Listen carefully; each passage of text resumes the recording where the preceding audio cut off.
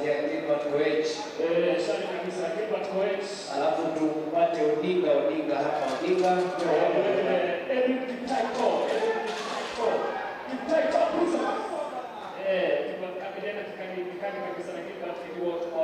Sekunde 15.32.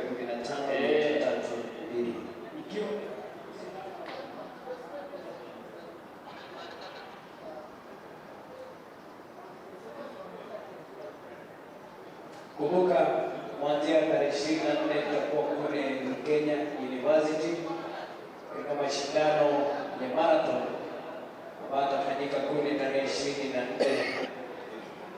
Bila shaka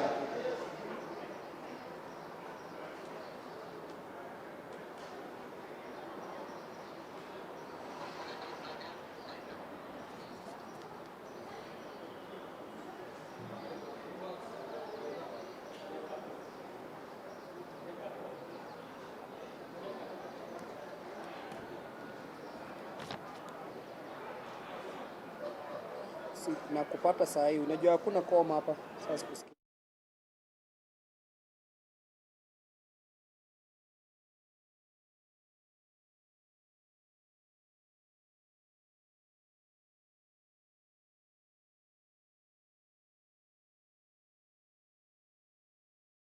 Welcome to day 2 of the All Africa Games Athletics Trials here at the Nyayo National Stadium. Greg Mulemi is my name, and just on your screens is the 110 meters decathlon final, where we've seen Edwin To Kimutai emerging winner, just about aging Gilbert Koech, and it will be confirmed who actually did that because the winner crossed the finishing line at 15.32 seconds, and that's a hug of respect from the two athletes that have just competed in the 110 meters hurdles final decathlon, of course, and it's all about accumulating of points here at the Nyayo National Stadium. Welcome aboard as we move forward towards the end. Day 2, which began earlier on with the 20-kilometer walk for both men and women, with Emily Ngii, the defending African champion, showing her prowess to win the women's title, and she will be representing the country in the All Africa Games scheduled for later this month in Accra, Ghana. So wherever you are, welcome aboard. This is day 2 of this event that actually brings together the elite athletes here who are trying out to see if they can qualify for the 13th All Africa Games to be held from the 8th, which is actually a day away, there in Accra, Ghana. So wherever you are, welcome aboard. Greg Mulemi is my name. I'll be taking you through the paces and of course the timings here, and of course bringing you all the juicy stories from the Nyayo National Stadium. Quite chilly today in the morning, and of course we are not starting like yesterday where we started in the PM, but today things are running thick and fast, furious. And of course right now we shift our focus to the 100 meters hurdle men finals, and of course the qualification time for this one 14.24 seconds. And in the lineup, the likes of Michael Nzioka will be running in lane number 3. Kip Korir of National Police Service will be running in lane number 4, and we'll have William Bevi Mutunga in lane number 5, and Sami Kiproprogut of Prisons in lane number 6.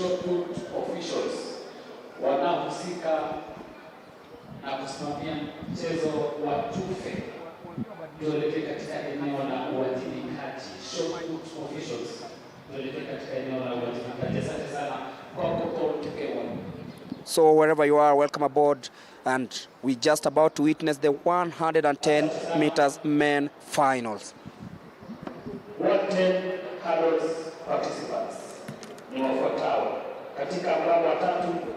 That is Michael Musyoka Nzuku of Kenya Defence Forces. That's Kip Korir Rotich in lane number 4.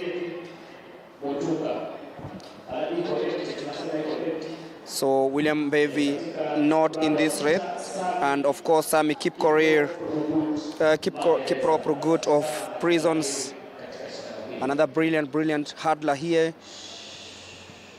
3 participants in this one. Of course the time to beat is 14.24, the minimum qualification time for the All Africa Games.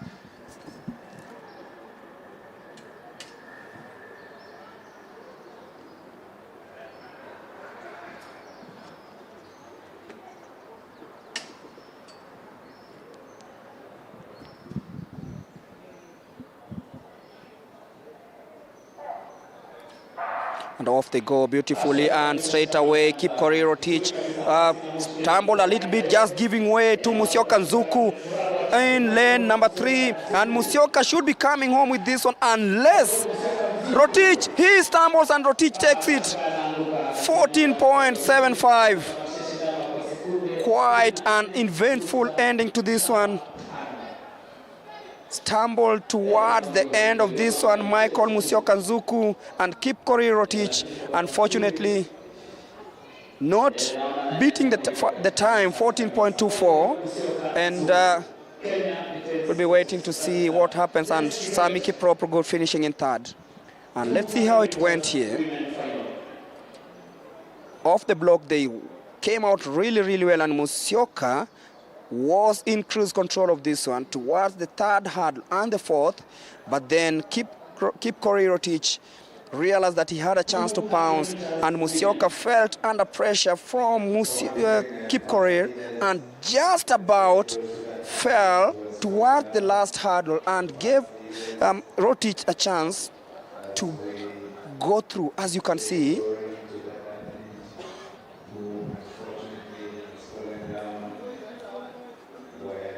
there you go, and that's where Kipkorir Rotich smelled blood, and there he came, and Musyoka just about did not jump that hurdle well. Of course, he looks like he's been carrying a knee injury on his left knee, and just about there, that is where he stumbled a little bit. I feel maybe he must have felt a niggling knee just falling down, and did not complete that, and gave chance to Rotich to cross the finishing line as the winner of the 110-meter final. 14.74, of course, the unofficial time. We'll be waiting to see the official results as they come in, but of course that's the 110 meters hurdles final, with Kipkorir Rotich of National Police Service winning in a time of 14.74 seconds, just 0.5 seconds off the qualification time. Both men and women. After 1500 meters, itafuata shindano la mita 400 kuruka viunzi. Both men and women.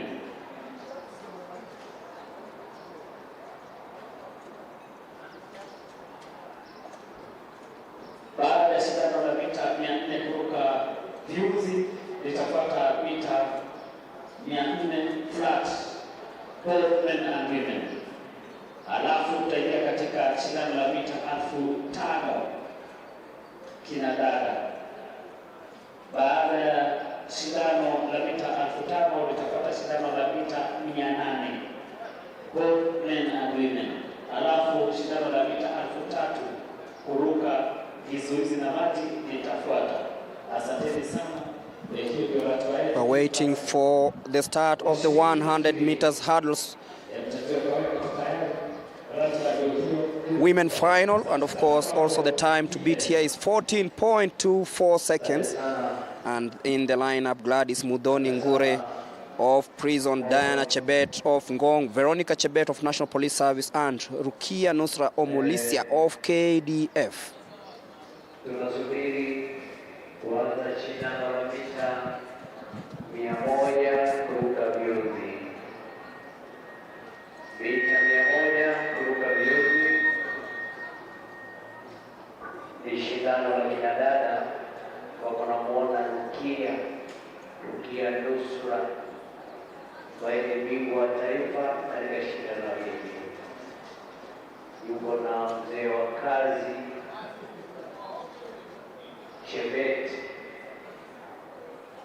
na wanajiandaa vilivyo wanariadha watatu, kila wanariadha watatu wanashiriki katika shindano hili. Veronica Chebet.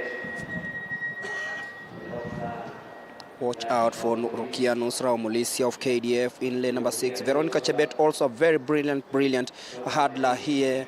She will be running in lane number 5 with hopes of qualifying for Accra Can see lane number 4, supposed to have Diana Chebet. Seems not to be in the race, so Gladys Mudhoni Ngure will be running in lane number 3.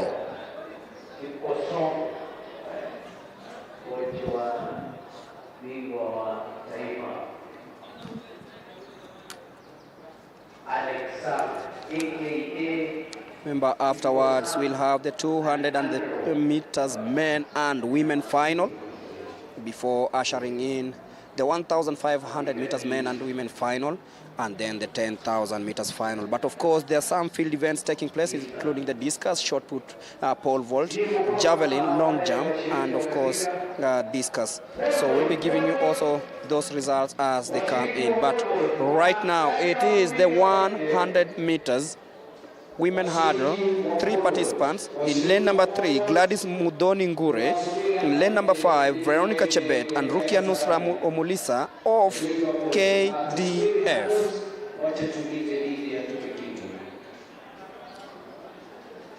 The hurdle still being fixed to suit the race. Of course, previously we had the 110 meters hurdles that was won by Kipkorir Rotich of National Police Service, with Michael Musyoka Nzuku unfortunately tripping himself and falling just before crossing the finishing line, and he was in the lead. Thank you.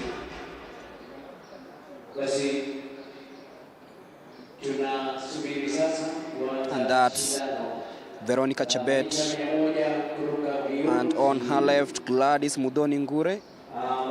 And of course, in lane number 6 is Rukia Nusra. Those are the starters in the 100 meters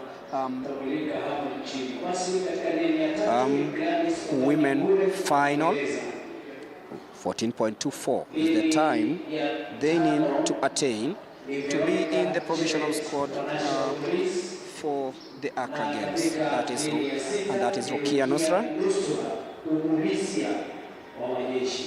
of Kenya Defence Forces. So that's the lineup for the 100 meters hurdle. And the finals begin in a bit.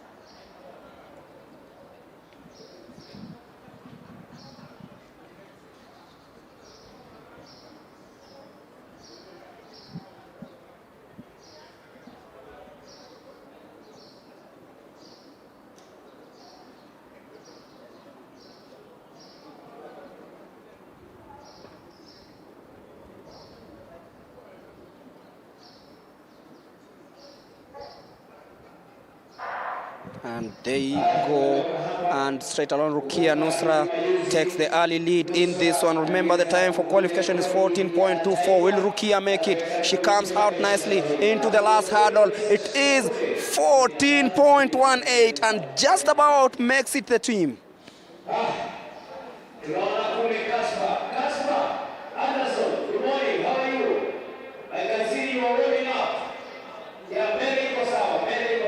There you go, as look at the focus on Rukia's face, very composed.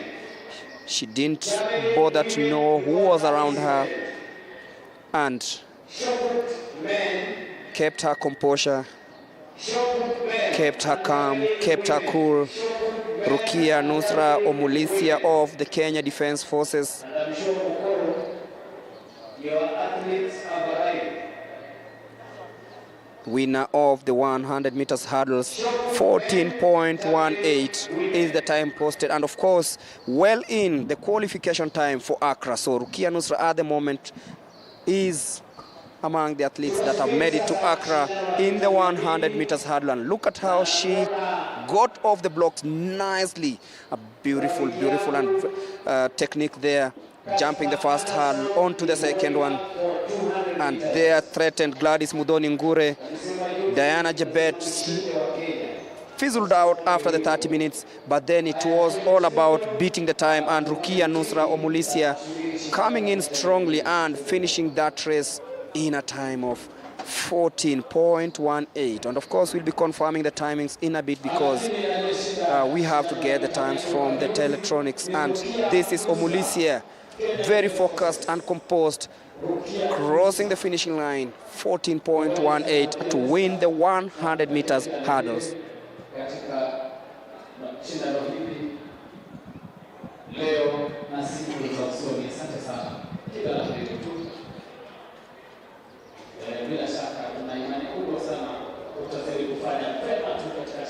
So coming up is the 200 meters women and men final right here at the Nyayo National Stadium. So if you're joining us, welcome aboard. This is day 2 of the All African Games Athletics Trials happening here at the Nyayo National Stadium, and of course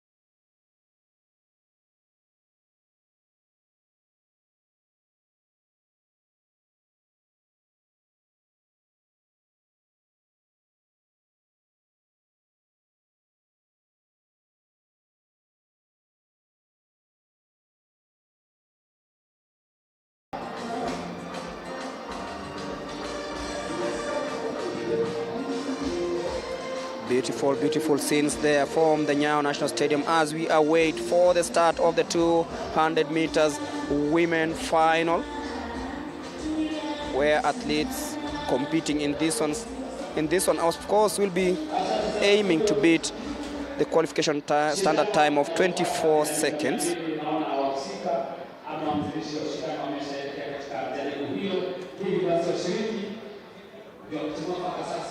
In lane number 1 will be Pauline Nduku.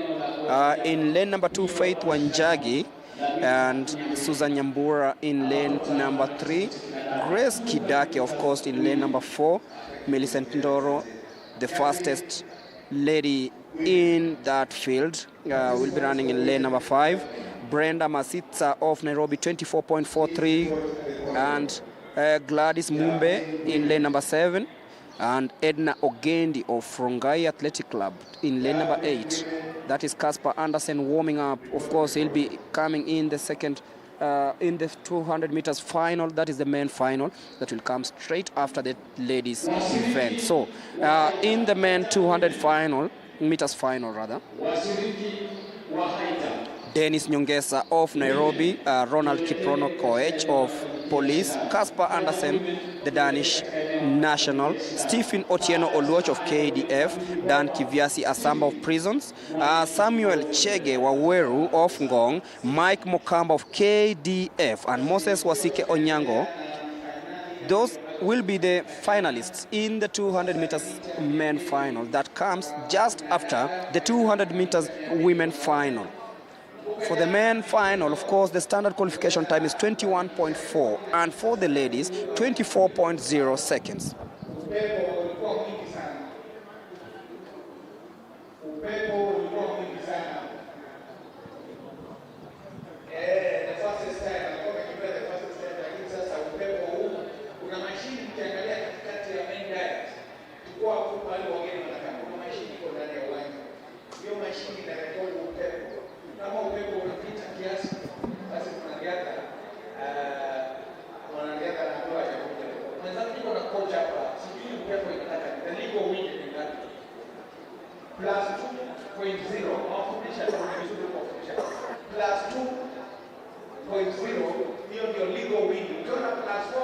hiyo ni illegal, yani mwanariadha amesukumwa na upepo.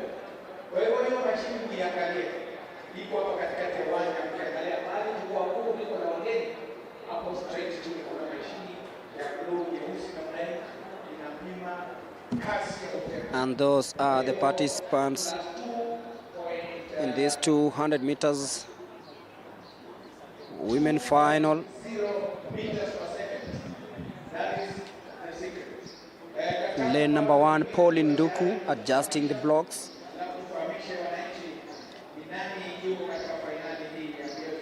That is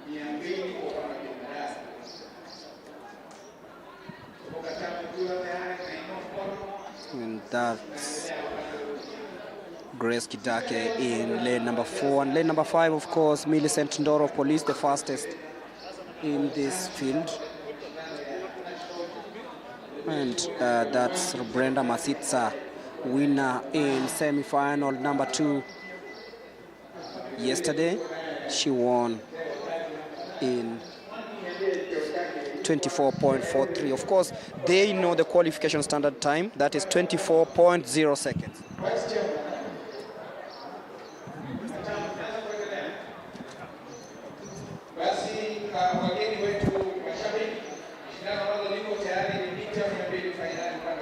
That's Pauline Nduku of Machakos.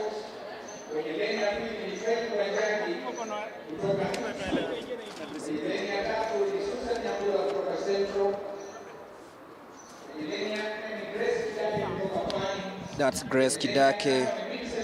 That's Millicent Ndoro of NPS. That is Matsitsa Brenda.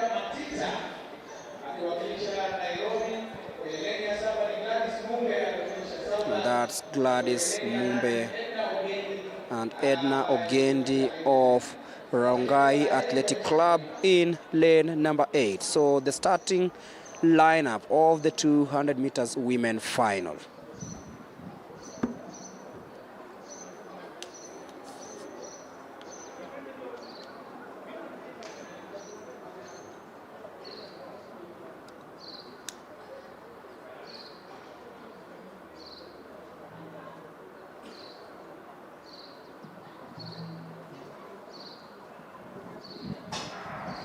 And off they go smoothly, no hiccups, no nothing, and straight away Millicent Ndoro takes that bend very nicely, easing through and steaming towards the last 100 meters. That is Millicent Ndoro of National Police Service. Brenda Masisa also coming, trying so hard to catch up with Ndoro, but then it will be Ndoro. We'll be looking at the time. Is she gonna make it? 22.88. Wow.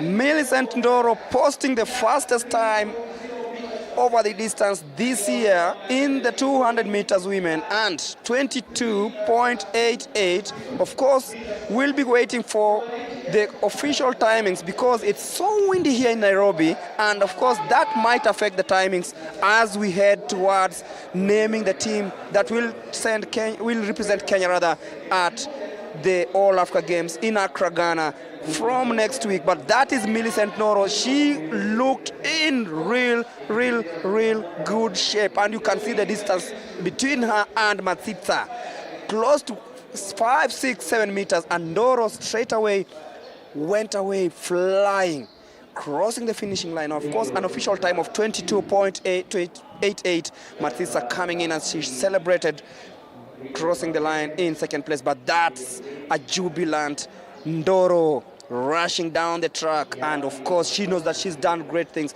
and we just hope the wind actually isn't +4, because that will be considered not the official time. But at the moment, Millicent Ndoro, 22.88, winner of the 200 meters women final.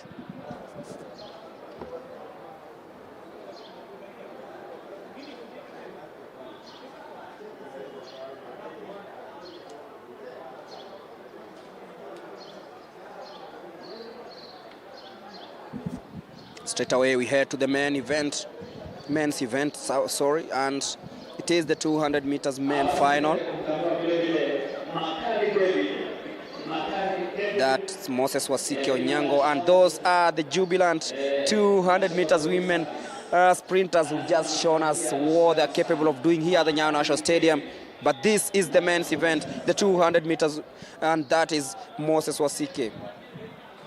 Brilliant race yesterday just to edge out Kasper Andersen of Denmark in the semi-final. And let's see what he's capable of doing. Dan Kiviasi, of course, running in lane number 5.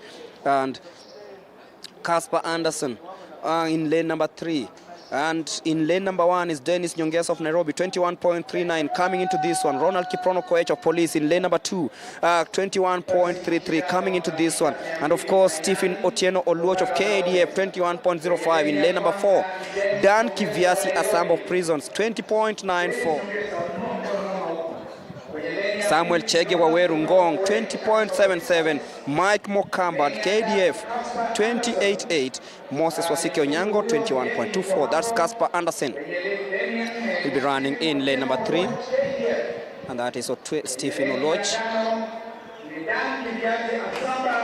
Experienced Dan Kiviasi. Samuel Chege Waweru. And of course, that's Mike Mokamba of Kenya Defense Forces. That's Moses Wasike Onyango, winner of Heat 3 in the semi-final. And now it's time to determine who goes to Accra. Kasper Andersen, will he improve on his time? Very interesting times ahead of us. So this is the 200 meters men final.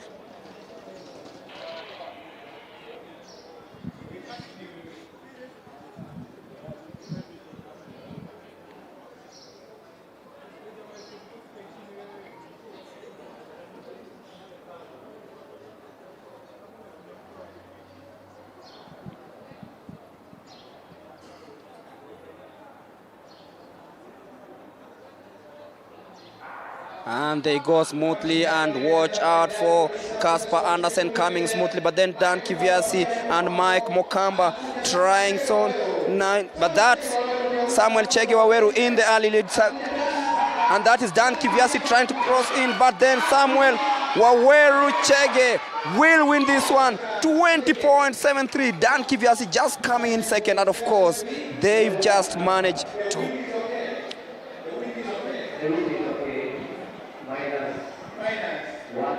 beat that time for qualification for the Accra Games. But then Samuel Chege Waweru of Ngong off the blocks, he came nicely and onto the bend. You could feel that he was in cruise control of matters here. And then Dan Kiviasi with his experience trying to steam in from lane number 5.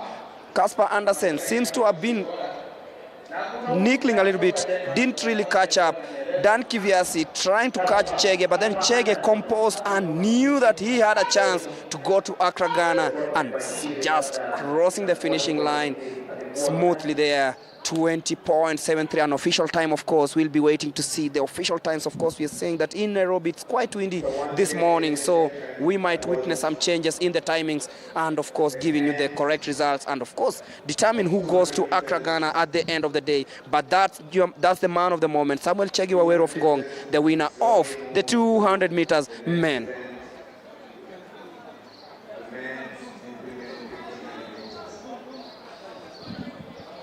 Samuel Chege, of course, winning that one and ensuring that he has a chance of making it to Team Kenya that will go to Accra, Ghana to represent the country in the 13th All-African Games to be held from the 8th, and that's on Friday. Short put men, come on, in the next 5 minutes, then we shall go to the women. Short put men. Mwangina wenzako, high jump women wanahitajika uwanjani, na short put men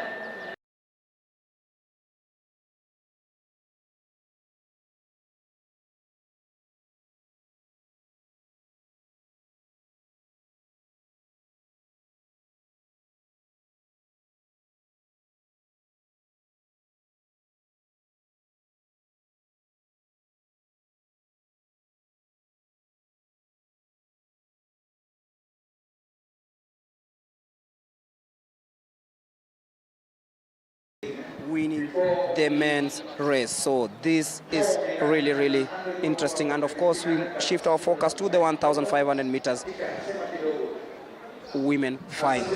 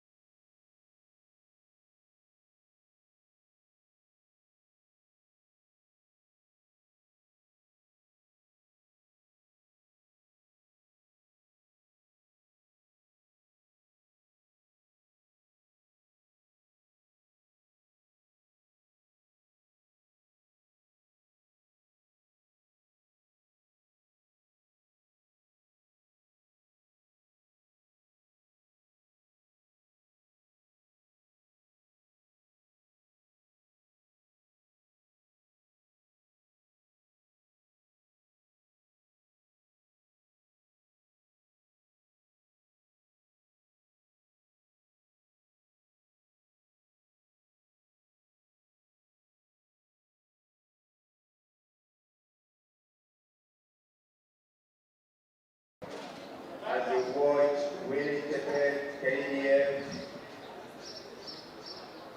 Jeruto, Barry Akiru, 3 3/4 of the As Mary Nyaboke in the lead at the moment. of the truck, Ian from AK, Ian. As the 1,500 meters women final, Mary Nyaboke still in the lead there. So very quickly, women 1,600 meters, 3 laps to go. In that group is Winnie Chebet, KDF, former national champion. Winnie Chebet also in this one. 6 athletes coming in this final.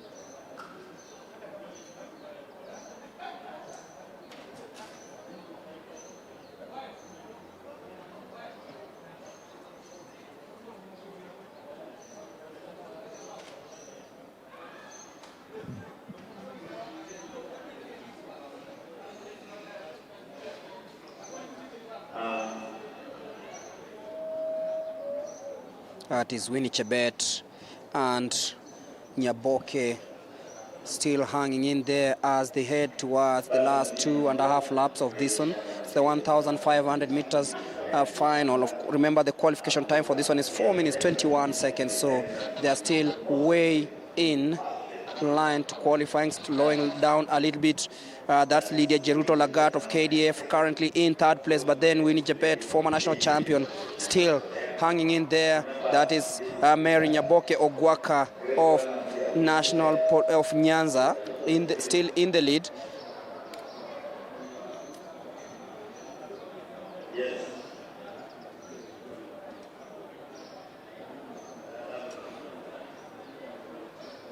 Representing Kebereni, that is Mary Nyaboke, and that is Winnie Chebet, sorry, currently in 2nd place. 1.5 laps to go in the 1,500 meters women final. No one has made a move yet, so it is still very close to call this one, the 1,500 meters. So Nyaboke still in the lead. Chebet just checking over her shoulder to see who's coming in. Mary Ekiru of Nala Athletics Club also hanging in there. No one has made a move yet. But Nyaboke still in the lead.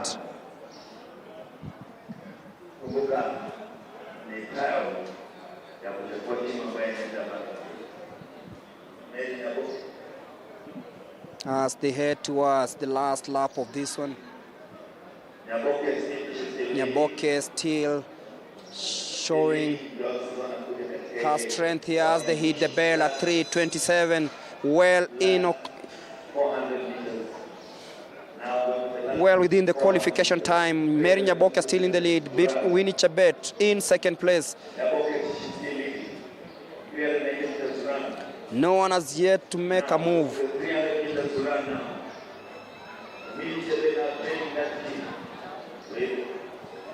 It is Nyaboke currently in second and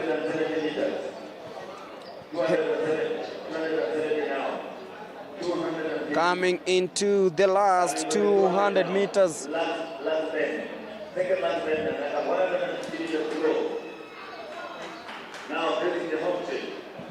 Coming to the home stretch, and you can feel Winnie Chebet trying so hard to break away, and she's currently in second, and that is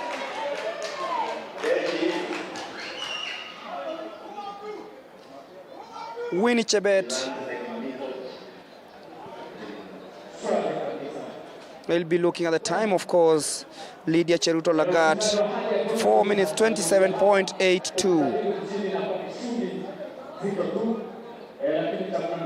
Quite a slow one here in the 1,500 meters.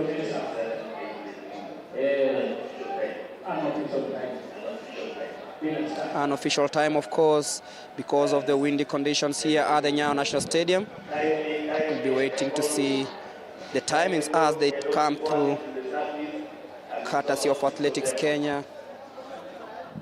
They've organized a very, very beautiful event here at the Nyayo National Stadium. And if you're joining us, of course, this is day 2 of the All Africa Games Athletics Trials happening here at the Nyayo National Stadium.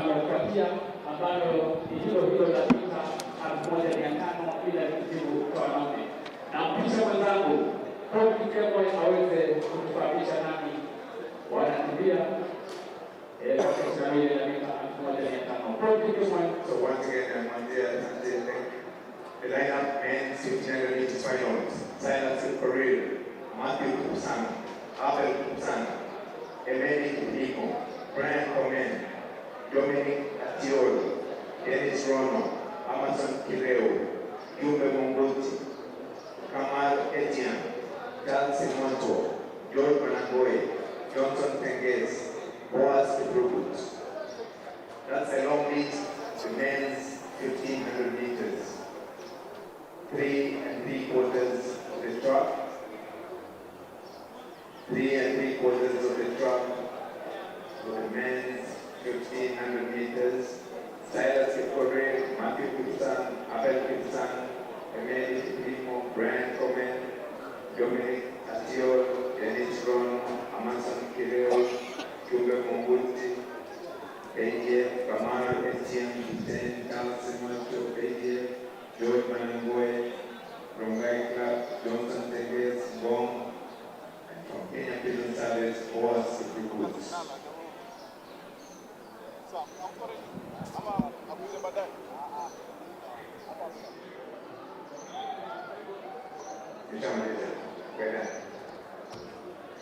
Olika ya tatu kuja katika main dance. Wanasata endelea. Sasa endelea.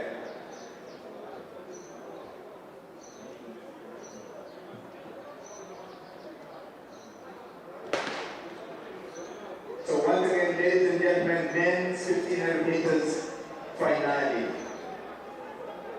Men's 1500 meters finals.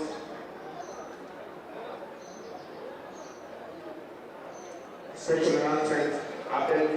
And that's the 1,500 meters. Expect a very competitive field in this one. Silas Kipkorir of Nyahuru Athletic Club, Matthew Kipsang of KDF, Abel Kipsang of Police, Emedi Kiplim of Adidas, Brian Komen, Dominic Lokong Atiol, Dennis Rono of KDF, Amason Kireo of Central, Kiumbo Munguti of KDF, Kamare Tiang of Iten, Charles Cheboy Simoto of KDF, George Manangoi, of course, from the Rongai club. Of course, this is the defending champion of the 1,500 meters at the All Africa Games, and Johnson Tenkes of Ngong and Boaz Kiprugut. So that's the lineup for the 1,500 meters men, and of course, it is the final and happening here at the Nyayo National Stadium. So currently, we'll be looking at who's taking the early pace. 3.5 of this one. Remember the standard qualification time, 3 minutes 39.0 seconds. Wind in Nairobi, so we expect a little bit of changes in the timings as they cross the finishing line. And currently in the lead, of course, that is Kiumbe Munguti, and that's Abel Kipsang, as usual, timing from the second position. And that's also in third place currently, that is Boaz Kiprugut. So this is very, very competitive. But watch out for this young man, Abel Kipsang, very experienced over the distance, an Olympian as per his standards, and also a member who has represented the Kenya at the World Athletics Championship. So it is Boaz Kiprugut of Prison still in the lead. Abel Kipsang currently in third. So once again, 2 laps to go in the men's 1,500 meters as we watch Kiumbe Munguti from ADF taking the lead over there in that position. Abel Kipsang currently in second position, and now he wants to challenge Rugut. Kamari Chiang currently in third place. So this is a very competitive field, and you'll just be waiting to see who makes the first move. Boaz Kiprugut, Kiumbe Munguti in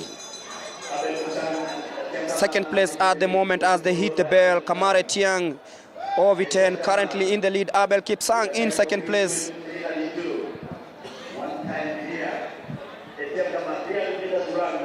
Remember, 3 minutes 39.0 seconds. They're well within, so we are waiting to see who makes the first move. And Abel Kipsang hits the front for the first time in this race.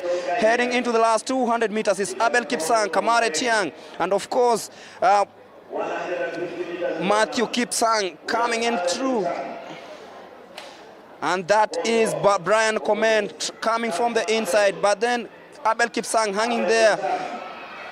It is Kipsang and Brian Komen, but it's Brian Komen who's run home the winner. 3 minutes 38.38 seconds. Abel Kipsang finishing second in the 1,500 meters. Unofficial time, of course, that is Brian Komen, the winner of that race, and Abel Kipsang, of course, coming in second in this 1,500 meters. Ladies and gentlemen, the winner of that race, Brian Komen from SC Club, followed closely by Abel Kipsang from National Police Service. Abel Kipsang, also in that race was a tall man, Etienne. Kamaru Etienne. Asante sana Paul. Jambo la pengine kwa this was supposed to be what that the qualified time for Africa Games. The window So that they were given. we now await for the start of the 10,000 meters men final with 11 athletes in this one. Kevin Kiplangat of Central Rift. There is Peter Mwaniki Aila of KDF, Stanley Nji here. There is James Oweru Gishiru of CZ Promotions, Peter Muitie Makau, of course, Evans Kaitany, Wesley Langat, Dismas Lokira, Ruben Longosiwa, Francis Abon Koumu of Nyahuru Athletics Club, and of course Richard Kimunyan of Torongo.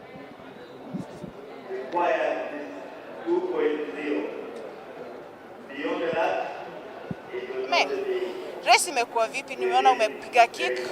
Kuna mnashindana hapa na Abel Kipsang. Haikuwa rahisi. Inakuwa ngumu, very competitive.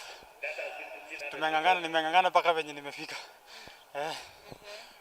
Na sasa moving forward kwa mazoezi utaenda especially kuongezea nini? Ni part gani umeona bado inataka improvement? Ongezea kidogo endurance. Nipata endurance kidogo.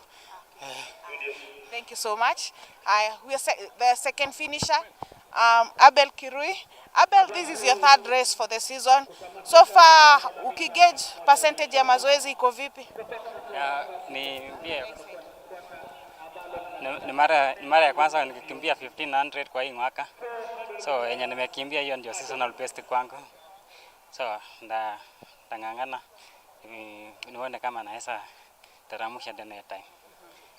Na una feel aje tena kwa mazoezi, unaona nini ingine kwa sababu umefanya speed work ya umefanya speed races na endurance races pia? Naona next nikikimbia ndakimbia 800 nikitafuta speed. Thank you so much and all the best. Kumareta Etiang, habari ya leo? Salama. Mazoezi imekuwa vipi? Hii ni race yako ngapi season? Mazoezi imekuwa poa. Hii ni race yangu ya kwanza. Sijaanza speed work, huwa napiga lapping. Nafikiri sasa hii ni lack to speed peke yake. Nikikuja kuenda kusharpen up itakuwa sawa. Next race maybe I'll be improving my time. From the lessons you've learned since ukiwa time ya under 20 mpaka saa hii, ni nini umejifunza nini na nini katika hii mbio? Nimejifunza mengi katika hii mbio, ni kuvumilia na kufanya mazoezi perfect. Utafika mahali tunaenda. Okay, thank you and all the best. Welcome.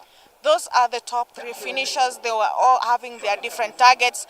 For Etiang, he said that he is not yet done his speed work, but he managed to finish third. For Abel Kipsang, he's saying that he's already done he's done the races to test his speed and his endurance, and this was his first 1500-meter race, and he's happy with the performance. For Komen, he's saying that he's happy. He will just go and do perfect on some endurance levels and ensure that he can be able to medal for the African Games. Over to you, Greg.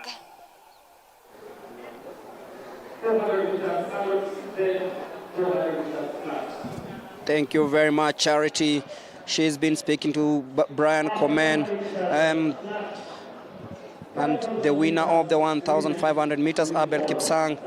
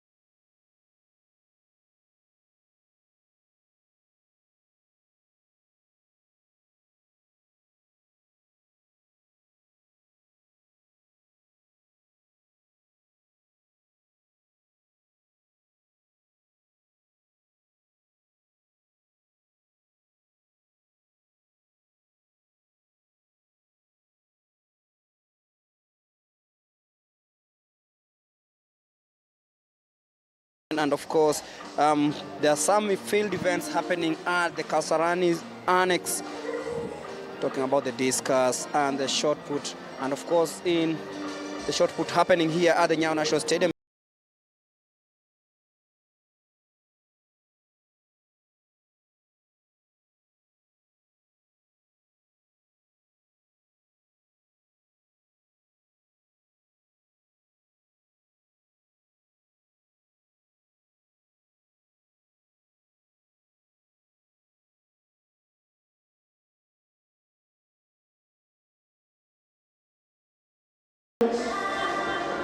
Asante sana studio.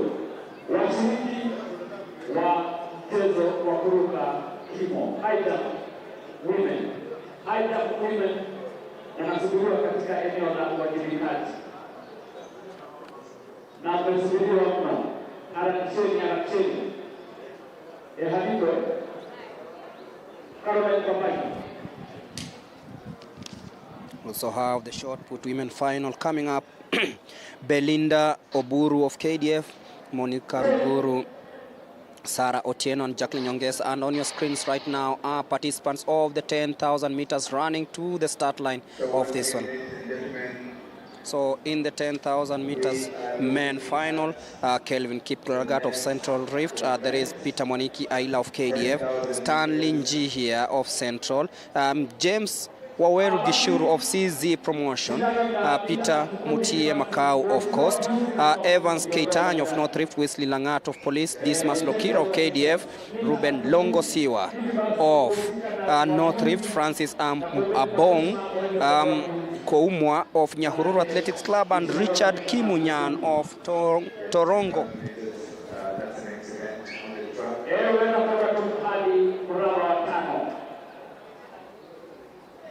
Lewan hadi fight ndio kaanza kuondoa tu, manake washiriki si wengi vile, ila usalama wao tunauzingatia. Hivyo basi tunaweza kuondoa lane ya kwanza, ya pili hadi ya tano. Move the hurdles to the 5th lane to avoid any accidents with the athletes. Move the hurdles to the 5th Can see lane. The ADAC So that we don't have any center just on my right side, where athletes are encouraged to run clean. the 10,000 meters. Of course, with the government and Athletics Kenya insisting on running clean, it's a very, very important matter. And those are the participants to run in the 10,000 meters. Those are the athletes, and you look at each one of them wants to beat the standard qualification time of 28 minutes 38 seconds in this 10,000 meters. In Nairobi County. Yes, of course. In Nairobi County. 10,000 meters.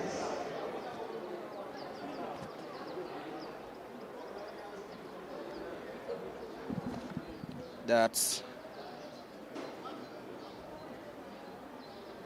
Richard Kimunyan, calm and composed, and Evans Keitany in the blue bib. And there we go, the start of the 10,000 meters. Ruben Longosi of North Rift will be fancying his chances here. 10,000 meters. The likes of Kimunyan, Kevin Kiplagat, and Stanley Nji here of Central, another very brilliant long distance athlete here. Be fancying his chances in this 10,000 meters. Of course, 3 athletes expected to go through in this one, but that will only happen if they beat the standard qualification time of 28 minutes 38 seconds, and that on your screens at the moment is Peter Mutie Makau of Coast, as they complete the first lap of this 10,000 meters.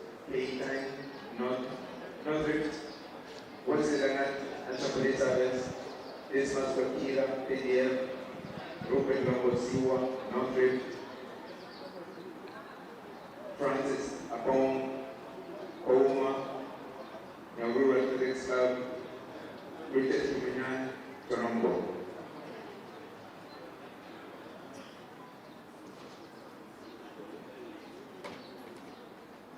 as they complete the first lap of this one. Remember, 25 laps of this one. Very tactical, of course, and still in the lead is Peter Mutie Macau of the Coast.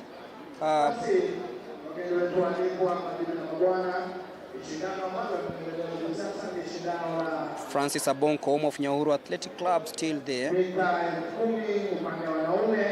And that's Wesley Langat of Police taking charge of matters here.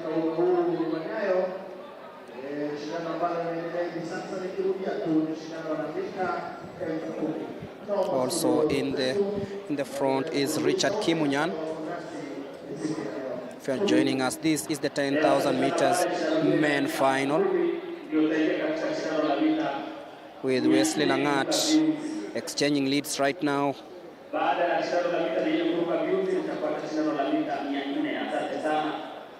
With Richard Kimunyan and now falling to third. Stanley Njihia still there. And of course, Kelvin Kiplangat of Central. Stanley Njihia running from behind at the moment. The man who has a very, very, very good kick. As they complete 2.5 laps of this 10,000 meters.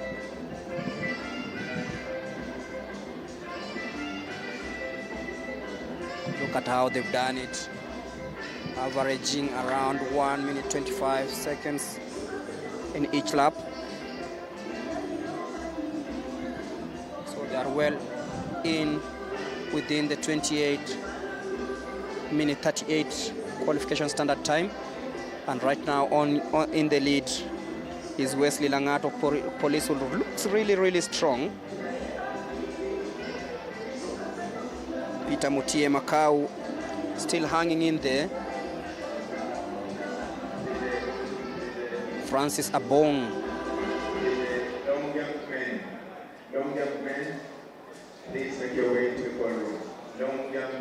Dismas Lokira of KDF still there. Njihia still way, way back. Hasn't made a move yet.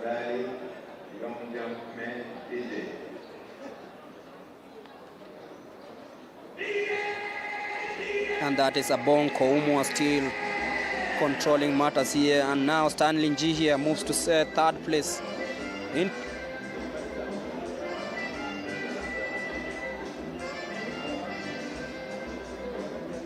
James Waweru Gishuru of CZ Promotion in the top 5 at the moment as they come towards completing the 4th lap. 21 laps to go in this one. Still early days here, and you can feel that it's slowly taking shape with Police. Wesley Langat falling away a little bit behind after leading in the first 2 laps. So 21 laps to go in the 10,000 meters.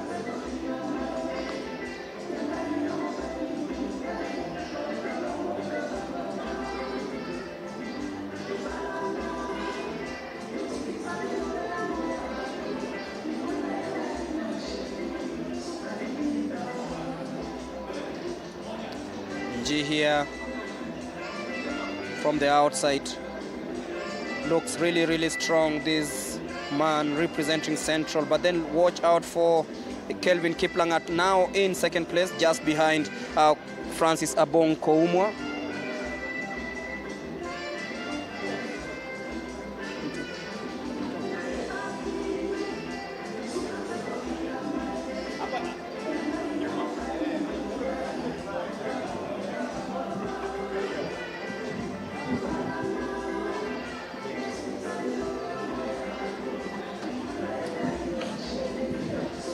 Francis Abong still in the lead, but that's Njihia now controlling matters. Heading into the 5th lap of this 10,000 meters, 20 to go. If you're joining us, we are live from the Nyayo National Stadium for the All Africa Games Athletics Trials happening here at the Nyayo Stadium in Nairobi's Central Business District.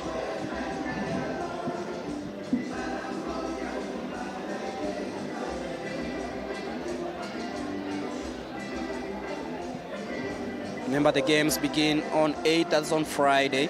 So the athletes will straight away go into action in Accra, depending on the timetable. And that is Stanley G here in the lead at the moment. If you're joining us, this is the 10,000 meters. Wherever you are, welcome aboard. As we take you through the paces, the laps, and of course the disappointments, and of course the excitement here at the Nyayo National Stadium. And I can see Dismas Lokira of KDF struggling literally to stay with the rest of the team. And of course, the man from National Police Service, that is Wesley Langat, has fallen way back into this one. And it is the 6th lap of the 10,000 meters. And of course, this man, Francis Abonko of Nyahururu Athletics Club, Stanley G here, exchanging leads there as they try break away from the rest of the field.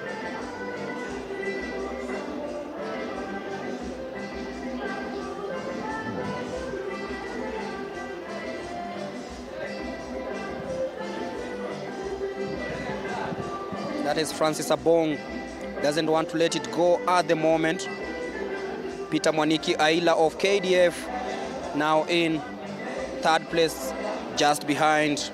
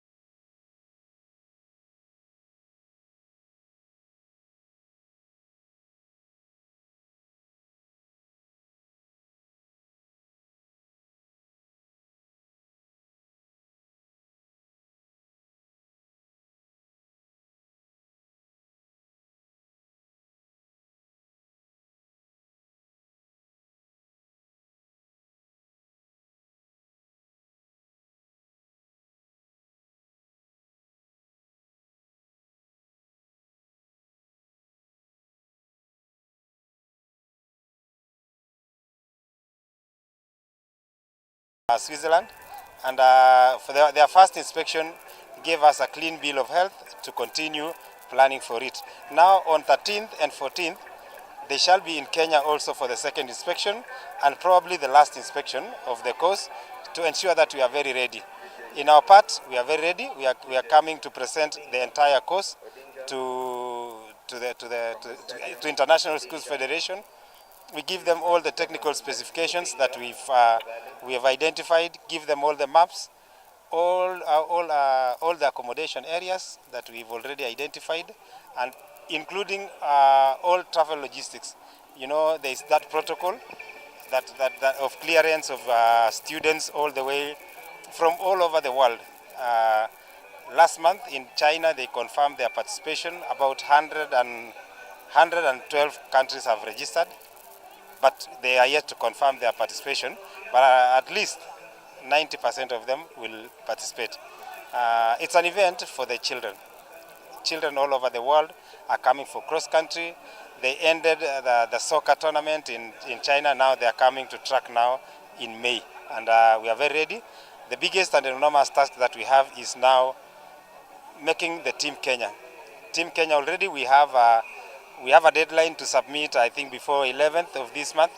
We are submitting the long list. The long list means every probable of cross-country. And as we are saying now, Kenya, together with the schools and their federations, are now at county stage.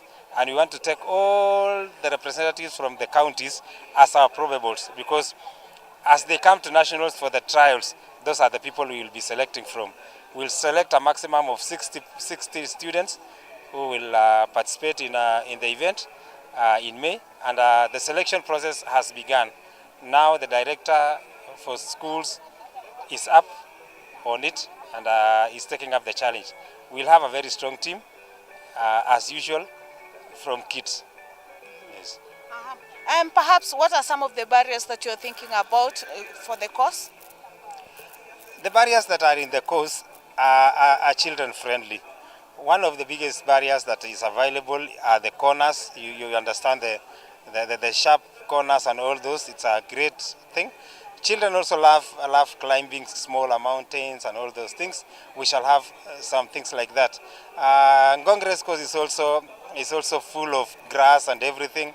The children will love to run on grass and all those things. And those are the barriers that are there. They are not as modified as you can get in the senior one, but these are children-specific barriers that the children will enjoy. Yes. And what are some of the accommodation venues that you have identified? Internationally, you see the standards are the international standards, and we're going for 4-star and 5-star hotels around Nairobi. And until they confirm, we've just identified. Until they confirm is when we can announce the accommodations. Yes. Thank you so much and all the best. Thank you. That was Mr. Kennedy Tanui talking about the World School Cross Country that is upcoming, and it will be a kids event. We are also joined by Mark Mutai. Mark Mutai is here. He'll be talking about the performance of the 4x4 relay team at the World Indoor Championships that was just held in Glasgow. Mark is also the 2010 New Delhi Commonwealth Games 400-meter champion, and also they won a silver in the 4x4. Mark, perhaps tuambie, the 4x4 team has already broken the African record and the Kenyan record. What's your take on that? I think my take on that is that at least for the few years, Kenya has now started to participate in the indoor games. For many years, we've not been taking part in those championships. So to many athletes, it looks like a new environment. But now that they have gotten an opportunity to go there and compete, they are now setting records after records because they are learning how to run in a small indoor track. And their performance in Glasgow was impressive. And if we pick from there, it can improve better. What do you think could have been done? Maybe because they narrowly missed the chance to be on the podium, they finished 4th. What do you think could have been improved a bit for them to be able to medal the next time? Probably maybe what could have been done before their travel was that the team could have been in a small camp before their travel, so that they are oriented on the few techniques that are required during the indoor championships, and maybe polishing on their speeds and battle handling. If that was done, maybe the team could have given a better time, and also they could have been at the podium. Yeah. Your prediction, you see us making tour for the Olympics? Probably on the Olympics, I am certain that the sprinters, especially the 400 meters runners and 200 and 100, will make to the team. For now, we have several 45 meters runner, 45 athletes who have run the 45 so far. And now, being still early, we still have about 2 months before the trials. I am certain that maybe they will have individuals running at the 400 meters at the Olympics and also at the relays, because Kenya have that capacity of producing a very good team that can score a medal at the Olympics. Thank you so much. Thank you. That was Mark Mutai giving his views on the 400, on the 4x4 relay team that was just in Glasgow. He's saying that Kenya has a huge potential of medaling for the Olympics medals, and he's hoping that with a few training here and there, they will be able to make it. Over to you, Greg, on the commentary booth. Current world record holder, Joshua Cheptegei, broke it from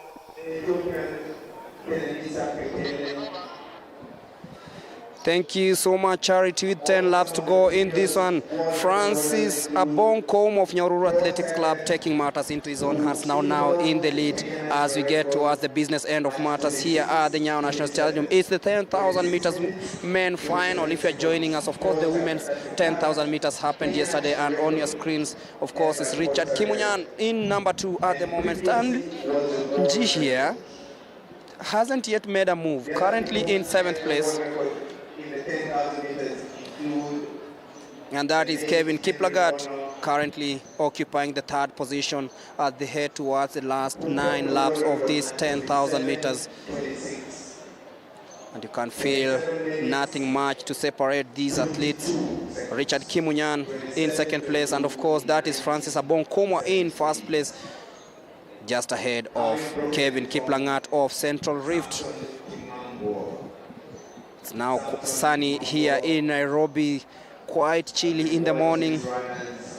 A few rain showers here and there, and of course it was very windy, and I'll be looking forward to see the official times posted in the 200 meters, both men and women, as the 10,000 meters athletes come towards the water point. Who will pick the water bottle? None of them wants to quench his thirst to this moment.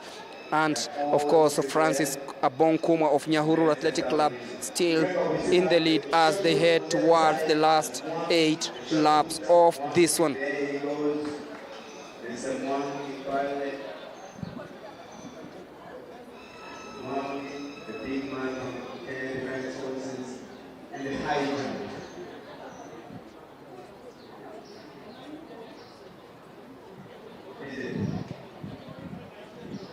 Heading into the last 7 laps, and that's Francis Abongkom still in the lead.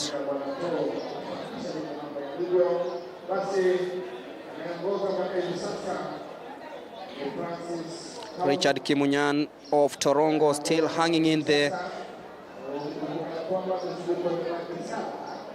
Peter Mwaniki Aila of KDF currently in 4th position. That is Francis Abongkom on the outside.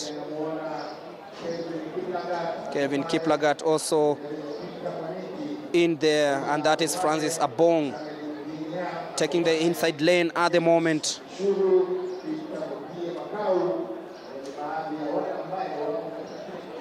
Wesley Langat of Police might have found this too grueling, and that's the man, Evans Keitany, in the last position of the first lot of this one, but that is Francis Abong in the lead currently, just ahead of Kevin Kiplangat of Central Rift. And this is the 10,000 meters men final.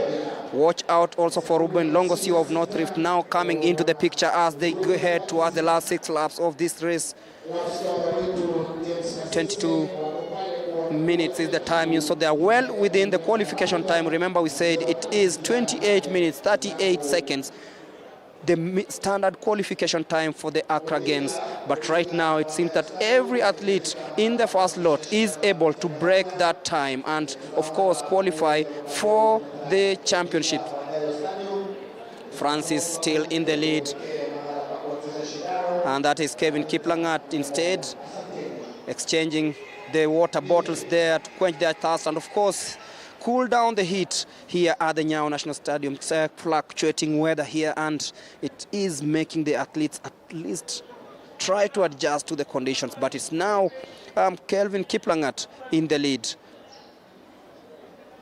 Stanley G here for the first time steps forward from the outside, now taking the lead as they head towards the last 5 minutes. This is his typical fashion, running from behind, then taking matters towards the last 5 laps of this one. Is Stanley G here currently in the lead, and a little bit of push and shove there, and that allowing Dismas Lokira to take the lead for the first time. G now falling into 4th place, and Francis Abong Komwa now in 2nd place. But it is Dismas Lokira of KDF currently in the lead as we head towards the business end of matters here in the 10,000 meters. That is Dismas Lokira currently in the lead, just ahead of Kevin Kiplangat. Peter Mwaniki Aila now in 3rd. Stanley Njia falling way behind, might have fallen off the race. The pace seems to be too high for him and it might not be in the picture as we head towards the last 4 laps of this 10,000 meters. If you're joining us, this is the final day of the athletics trials for the 13th All Africa Games to be held in Accra from Friday. But this is the man that is currently leading matters here, and this is Dennis Lokira of Kenya Defence Forces. 4 laps to go in this one. Kevin Kiplangat putting a check on Dismas, and let's see how it goes.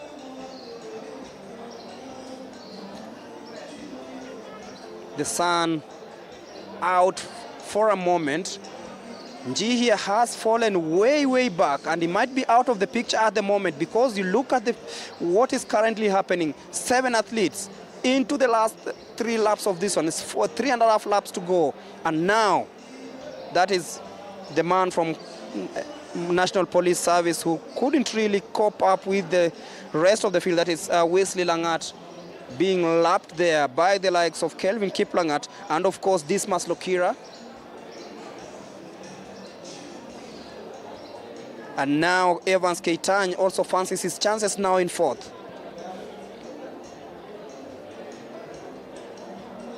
Dismas Lokira still in the lead. 3 laps to go in this one. 25 minutes gone in this 10,000 meters.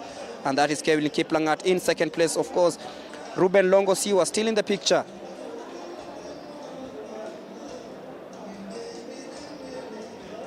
Stanley Nji here in 8th position, not the position he really thought he would be, this experienced runner. But in the lead currently is this man from the Kenya Defence Forces, Dismas Lokira. Kelvin Kiplangat, the lanky athlete, in 2nd place, waiting to pounce. It's now down to 4.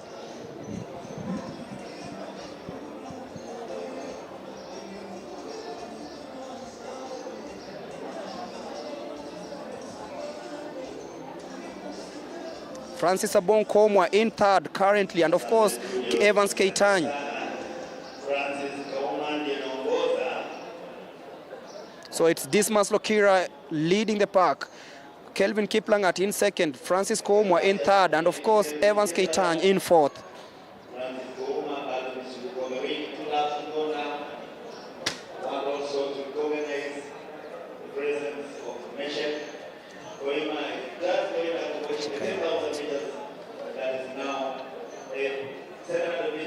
That is Dismas Lokira of KDF still in the lead now, striding and steaming away from the rest of the pack.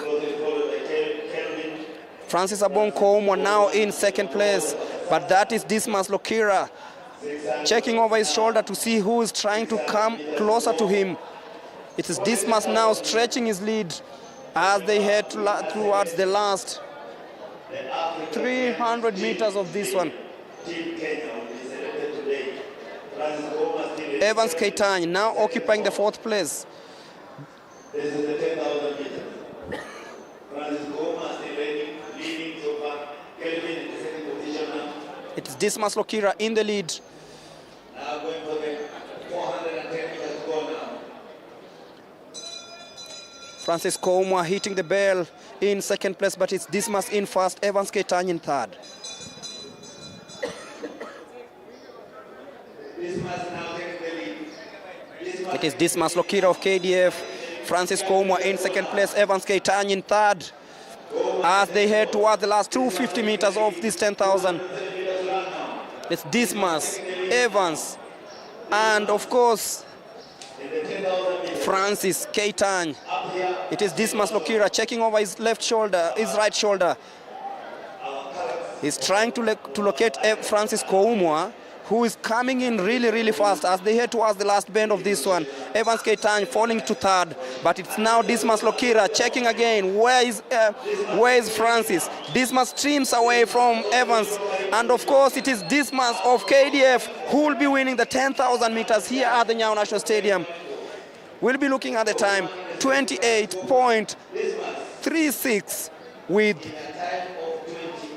Francis Abong Koumwa coming in second and the man from North Rift, Evans Keitany, in third. That's the end of the 10,000 meters final. And of course, they are well within the qualification time for the Accra Games. That is the man, Evans Keitany, who came in third.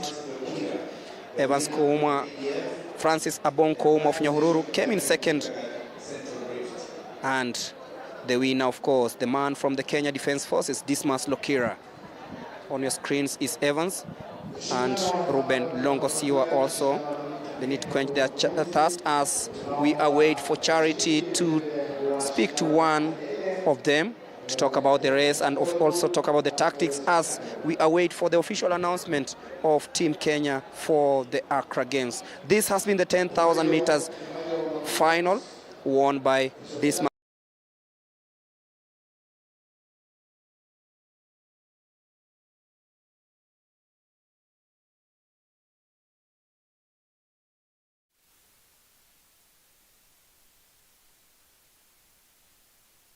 Finals.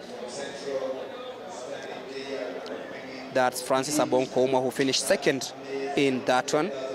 As we await for Charity to get hold of either Francis Evans or Dismas Lokira and hear what he has to say as they prepare. You can see Dismas and Dismas in one picture. Dismas Otuke of Kenya Broadcasting Corporation and Dismas Lokira of the Kenya Defence Forces, the winner of the 10,000 meters men final. So taking his time, it's been grueling here in Nairobi. You can see he's still trying to gather himself after that very competitive run. And as we await for Charity to speak to Dismas, I'll be welcoming Steve Ayo, who's been with me since yesterday to talk about everything that is happening here. And of course, he's witnessed some of the races. We've had the 20 kilometers walk, men and women. We've seen the 200 meters men and women final. We've seen the 100 meters hurdles for the men. And I'll be handing you over to Charity just before we speak to Steve. We're joined here by the winner for the 10,000 meter, Dismas Okira. Dismas race imekuwa vipi? Naona mmeng'ang'ana, alafu kulikuwa na paki, mlikuwa mnashindana, mmekaa hapo, walikuwa na nguvu wote. Ni nini ni wapi umeona hapa sasa ndio opportunity yangu naweza toka? Mimi naweza sema wenye nilikimbia nao kuna watu champions, lakini nilisema nimetrain ya kutosha, so naweza win hii race, sikuweza kuona mtu yoyote. Nilisema hii race ni mimi na nitapepa, so niling'ang'ana, nikaona wacha nishikilie nione kama watafaulu kufunga. No, sasa hii ukirudi kwa mazoezi utafocus na nini sasa? Naomba Mungu nikienda Games Agra Ghana niende ningangane nilete at least medali kwa Kenya. Yeah. Thank you so much, Dismas. Tuelekea upande mwingine. That was Dismas. He's saying that he knew that he was feeling strong and he wanted to make it for Team Kenya, and he's hoping that he'll be able to be among the podium finishers at the All African Games in Accra, Ghana. Over to you, Greg.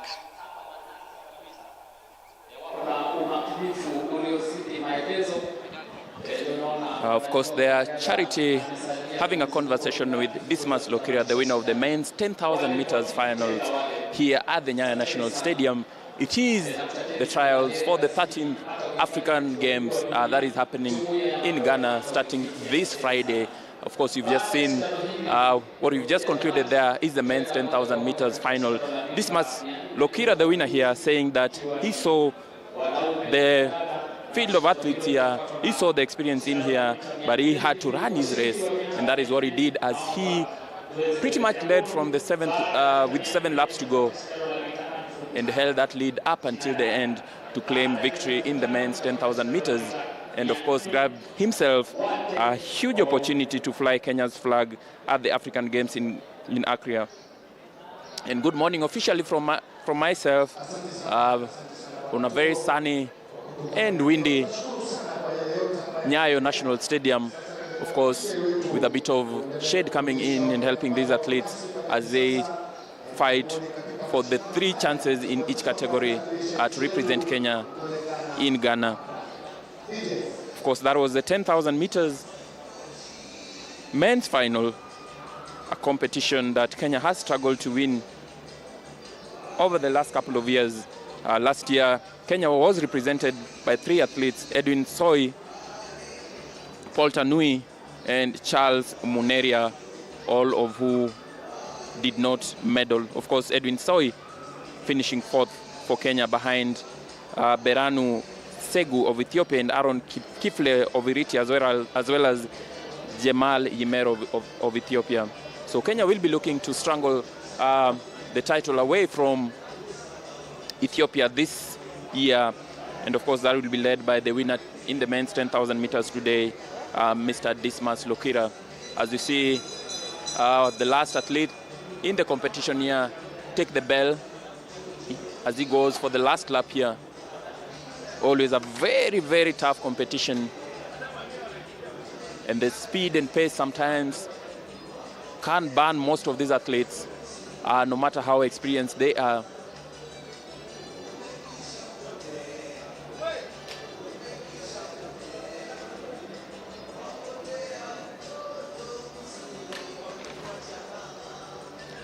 So many more finals are still in store here.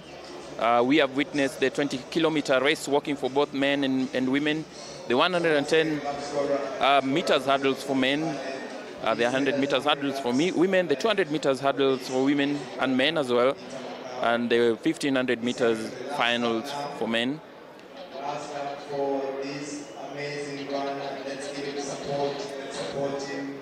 He has 1 more lap to go before we move to the next event. Remember, he was a champion when he came from. So Peter Mutie Macau there from Coast, just finishing his race here in 35 minutes, 0.46. Some distance away from the winner here today, but I should be proud of that. I will be. So once again, ladies and gentlemen, we are moving to the next. It's averaging 3.4 400 meters. kilometers per minute. 3.4 minutes per kilometer rather, as we wait for the women's 400 meters hurdles, which is the next event on the track.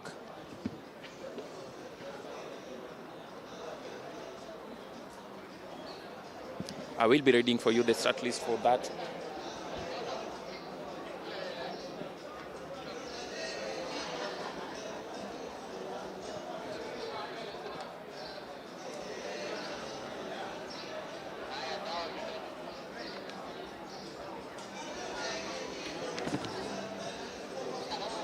only five athletes will be competing in the women's 400 meters hurdles finals. As you also see on your photo, there is the women's javelin ongoing on the field.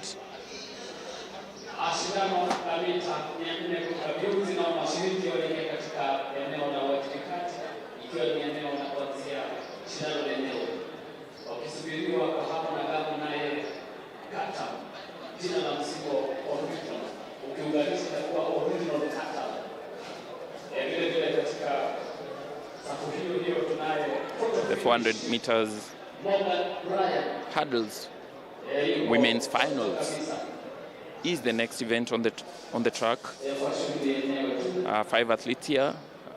Jane Wangari Shege from KDF, who will be running from lane 1. Rahab Johnson Wanjiru will be running on lane 2. Vanice Kerubo Nyagisera from police will be running on lane 3. Gladys Mudoni Ngure from prisons will be running from lane 4. And on the 5th lane will be Florence Akinyi Obel from the Kenya Defence Forces. That is the list of the female athletes who will be running for the women's 400 meters hurdles finals here today. Lane 5, Florence Akinyi Obel, ADF. Lane 6, Diana Chebet, National Police Service. So that's the lineup once again, ladies and gentlemen. Jane Cherry, ADF. As we wait for them to settle down before we quickly run through their names. Of course, this event will immediately be followed by the men's final as well, the 400 meters hurdles finals for the men.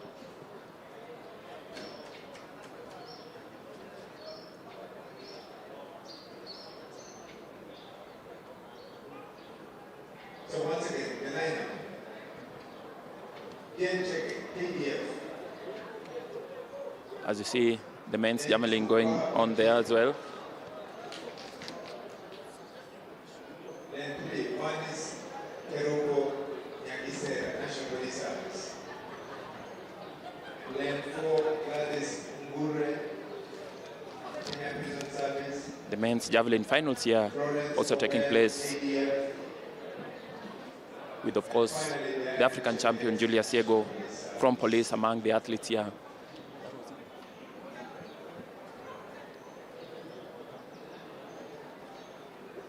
He is competing here alongside the likes of Boniface Kilonzo, Alex Kiprotich from KDF, Methuselah Kiprop from National Police Service, Lekakeny Ledama from Gong, Duncan Kinyanchui from police, and Damaslin Nyakeruri also from police. That is the men's javelin competition, the men's javelin final also ongoing on the field as we now get ready for the women's 400 meters hurdles final.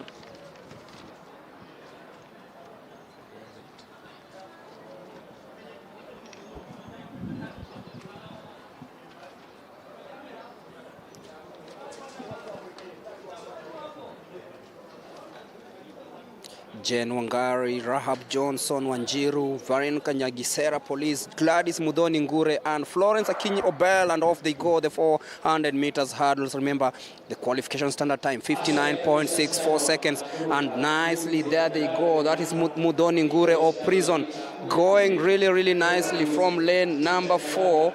As they head towards the last 200 meters, you can feel that it's really, really, really close. And we'll be looking to see who's going to break the ice for the first time as they steam towards the last 200 meters. That is Rahab Wangari.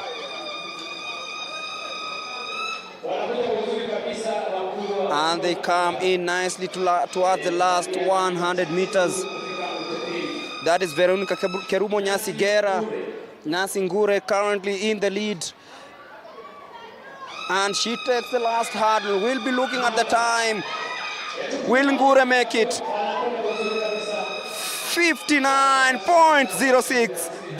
Brilliant stuff here from Masingure, and that is Veronica Kerubo Nyabisera of police.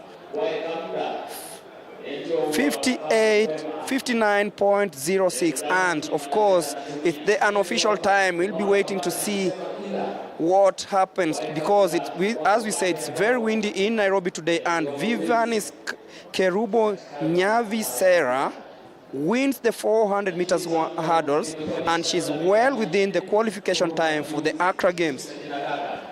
A very good run there from Vanis Kerubo Nyagisera. She looked like one of the few athletes who were not troubled by the 10 hurdles that have been placed on the track. Of course, there are a lot of athletes really struggling to take the leap, but Vanis kept it clean all the way to the finish line, and she wins this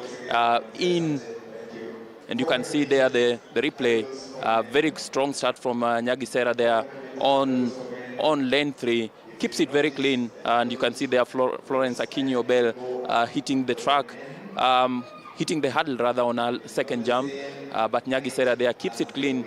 She takes the bend there, very controlled race. You can see she has the momentum on her feet as she moves towards the home stretch there, finding the grit and the energy to push for the finish there. That's the last hurdle there, still very much on the lead. I felt she sort of stumbled a bit on the final hurdle, but she had done just enough really to take this victory, Vanis Nyagisera, and of course in a very, very good time as well. African champion Vanis, uko tayari kwenda kudefend title yako? Niko tayari na nafurahia. Kwanza nashukuru Mungu kwa kuniwezesha nikafika leo, na pia hii time nimeweka na niko prepared kwa All African Games. Nienda kudepend. Perhaps kuna hurdle yoyote kwa hii curve imekuwa na changamoto kidogo? Yes, kwa curve, but hiyo ndarudi kuifanyia mazoezi. Nione kama nita improve. Lakini All African Games tutarajia gold kama 2019. Yes. Na apart from the curve, nini nyingine utaenda kuimprove kwa mazoezi? Start. Yes. Thank you so much and all the best. Okay. That was Vanis Kerubo. She's saying that she's hoping that she's going to defend her title at the All African Games like in 2019, where she earned her medal in the 400 meters hurdle. And she's saying that she's going to work on the curve and the start.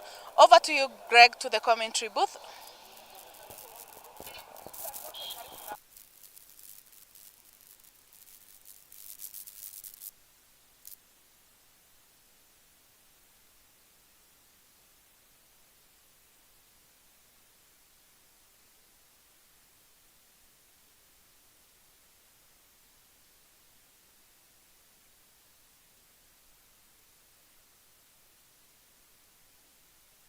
In lane number 5, Newton keeping a teach, another beautiful athlete over the hurdles.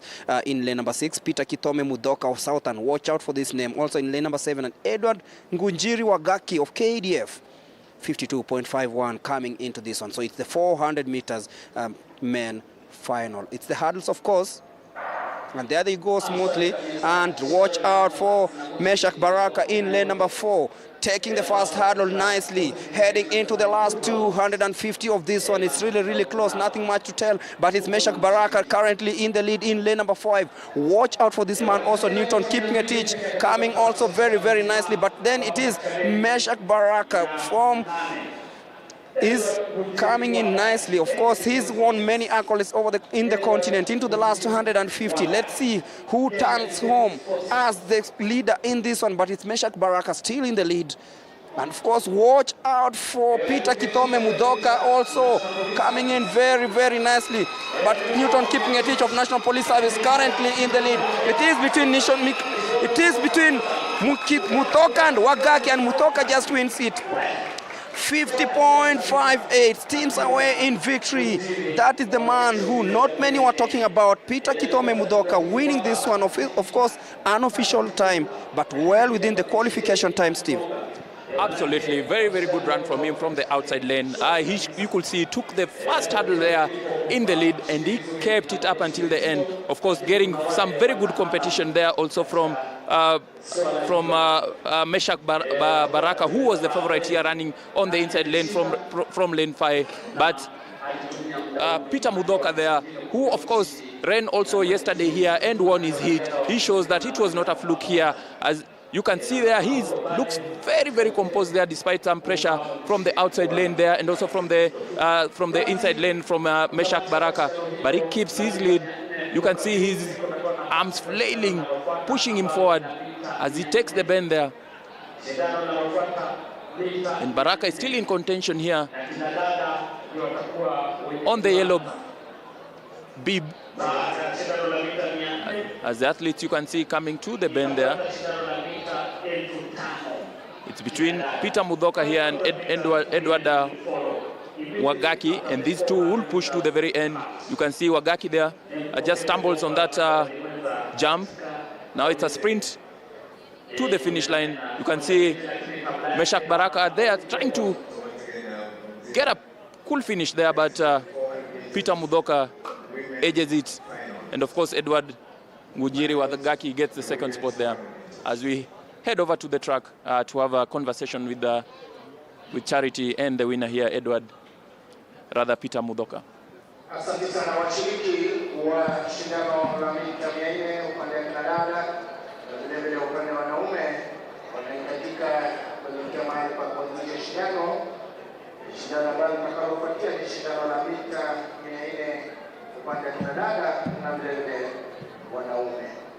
Ije tunaomba chini kwa chini waendelee kuwaongoza wageni tukiwa tunaendelea kuanza shindano.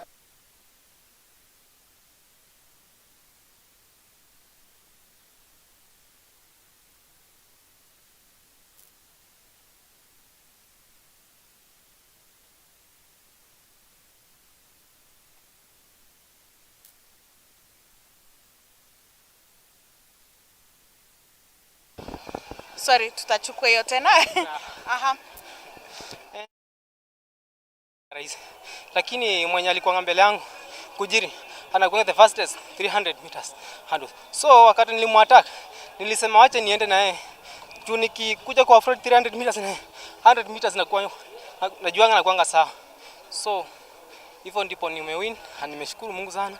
Juu hii nilianza kutrain kutoka tangu last year. Yeah, na nimemake. Nimeona you're very happy with the time umeweka. Expectations zilikuwa hivyo ama? Kulingana na game ya jana. Vile nilianza kukimbia. Nilikuwa natarajia 49. Yeah, lakini hata tukienda kwa mbele najaribu tu ingia 49. Nikiingia 49 takuwa around the qualification of Olympic. Yeah, na hiyo ndo maombi yangu sana. Kwa clearance ya hurdles zote ziko sawa na start yako? Start yangu I think si mbaya sana. Ile nataka ni train kabisa ni the 2 hurdles behind the corner. Ile on 250 na 300 hiyo cuffs iko na shida kidogo. Na hiyo I think coach yangu ameona tutaenda kurekebisha before 20. Okay. Yeah. All the best and congratulations on your victory. We are also joined by Ngunjiri. Ngunjiri has finished the second in the 400 meters hurdles. Mr. Ngunjiri. Karibu sana.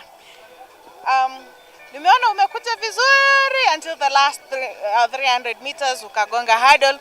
Nini ilikuwa issue? Okay, sometimes in hurdles it happens. What in hurdles race is not an easy race. It happens sometimes, but the good thing is that my coach has seen it. He has noticed it. So I'm very sure he is going to do something about it. And we are going to proceed on well. First, I thank God for helping me to be position 2. I'm now looking forward to see whether I'll be considered to be in the team. If it all goes well, I'm humbled. Yeah. All the best and congratulations. We are heading now for the 400 meters final where we have the likes of Mary Mora, Maureen Thomas competing to make it for the African Games team. Over to you, Greg, at the commentary booth. Their Charity, of course, having a conversation here with the men's winner, of the 400 meters hurdles, Peter Mudoka, as well as the runner-up there, Edward Ngujiri Wagaki. As we move swiftly now into the women's 400 meters finals, where we have 8 athletes here who will be from lane 1. We will have Janet Jepkoech from Prisons. Gladys Mumbe will be running for Southern. Look out for her on lane 2. Veronica Kamumbe Mutua from Police will be running in lane 3. Maureen Nyatichi Thomas, who I personally feel is the favorite here, will be running for Police also from lane 4. And of course, Mary Mora, the great, is in lane 5, looking to grab a ticket to the African Games for the second time. And Mercy Chebet in lane 6, Jacqueline Nanjala in lane 7, and Joanne Jumba Cherono from Police in lane 8. Mora there in lane 5, the clear favorite here, as she looks to go to Accra and improve on a 6th place finish that she managed in Rabat during the 2019 edition. She clocked 51.47 yesterday as she won very easily her semi-final hit yesterday. But of course, be looking out for Maureen Nyatichi Thomas, will be also pushing for not just victory, but also to post a good time here and give herself a chance to represent Kenya in Accra.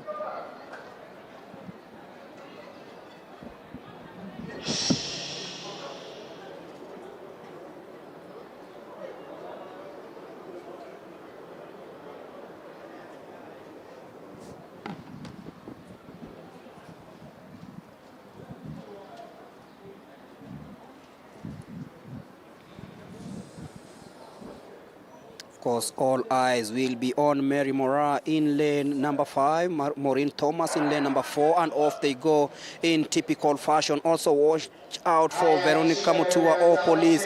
This is going to be very, very competitive. Of course, Mary Mora trying so hard to make sure that she has a mark in the 400 meters, and that is Mary Mora towards the last 200 meters. Maureen Thomas coming by, but Mary Mora steaming through.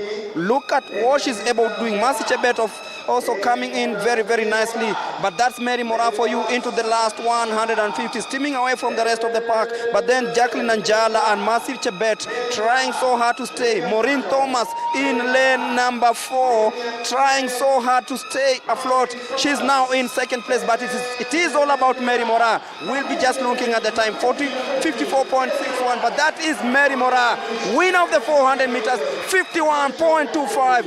And then Mercy Chebet just edging Maureen Nyatiti Thomas to 2nd place. But that's Mary Mora, 51.25. Steve, she said she's going for a double, and she just shows the signs of making sure that her dreams come true. It was never in doubt from the very beginning, the moment they stepped forward.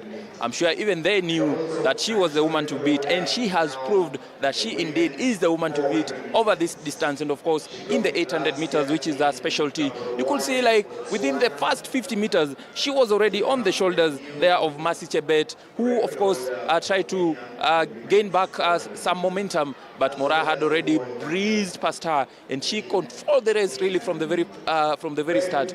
Always a front runner, Mary Mora, and you can see her shoulders high, pushing forward here, not wanting to gamble here by, trying to control the race maybe from the back. She was like, I'm going to take this from the very beginning and all the way to the end.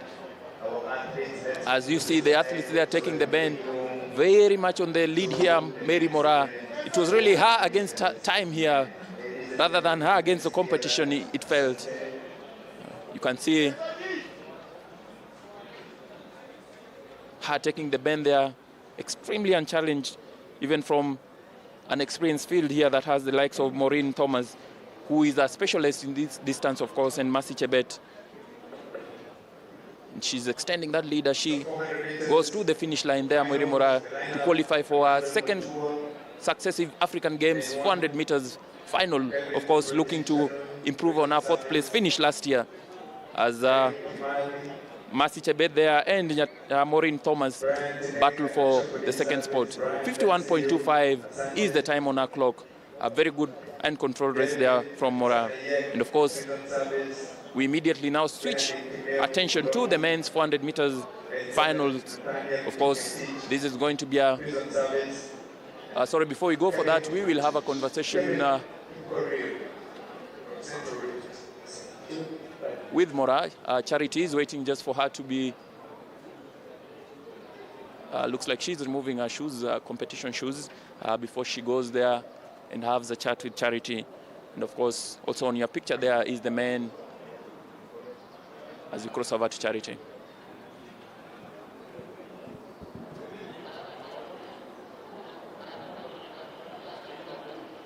So once again, ladies and gentlemen, Eric Kimani, Brian Tinega, David Sanaye, Kennedy Mudoki, and Kevin Korir.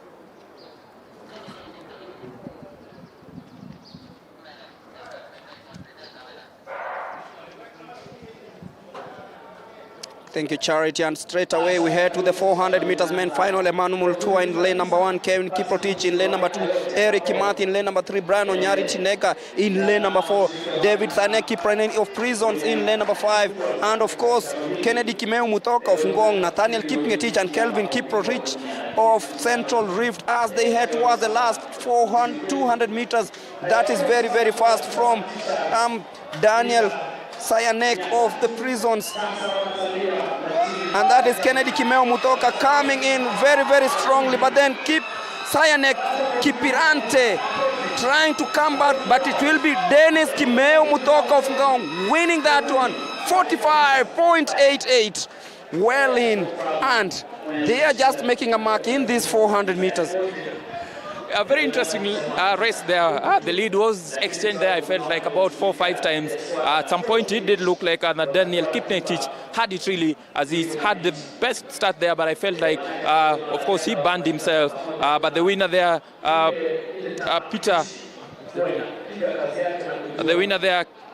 Kennedy Mudoki from Ngong, using his experience on this competition and winning it. As I mentioned, Nathaniel Kipngetich had a very strong start there on lane 7. He was already on the shoulders of Kevin Kipkorir on the outside lane after 200 meters. He made a very strong start there, but perhaps it came to burn him later. At this point, it looks like Nathaniel Kipngetich is leading, but also look at Kennedy Mudoki just controlling the race really from inside, just using the pace of Kipngetich there to control his race. Mudoki there on the yellow bib, orange bib rather. You can see Daniel Kapirante also trying to push himself to get himself as close to the leading here Mudoki as they take the bend there. You can see Mudoki getting close to Kipngetich and getting past him. And onto the last 100 meters, you can see there Mudoki pushing himself to the finish line. Kipngetich, the leader here early, is way, way behind now as he takes victory here. Mudoki in a very good time. And of course, David Kapirante running from the shoulders of Mudoki there, finishing second. Very great competition there in the men's 400 meters with David Kapirante pushing Mudoki all the way to the final. And of course, early leader here, Nathaniel Kipngetich, getting burned by the early pace that he set there. We expected it to be a close race, and a close race it ended up being. That was the 400 meters final. And of course, Coach Mwaniki here sharing his views off the mic, of course. And as we await for Charity to speak to the winner of this one. And afterwards, we'll have also the long jump finals. Of course, 7.8 meters is the expected distance. And of course, we have the 5,000 meters women final in the lineup of course, Angela Nadailo Hadlit of ART, Susan Kamoth of Nyahururu, Mary Kananu of Embu, Sandra Phyllis Chebet, who didn't have a good day in the 10,000 meters on day one. Beatrice Chepkoech, of course, the favorite in this on the brilliant middle distance run. Of course, the world record holder over the 3,000 meters steeplechase, Jen Wangari Waweru, also on this one. So watch out for these 6 athletes who will be competing in the 5,000 meters. But I hand you over to Charity. World champion Caroline combined senior prison service, former amazing runner in the 5,000 meters. So once again, ladies and gentlemen, we're slowly coming almost close to our day as we continue with the women's 5,000 meters. On the other side, we have the high jump, and on this side, we have the men's shot put.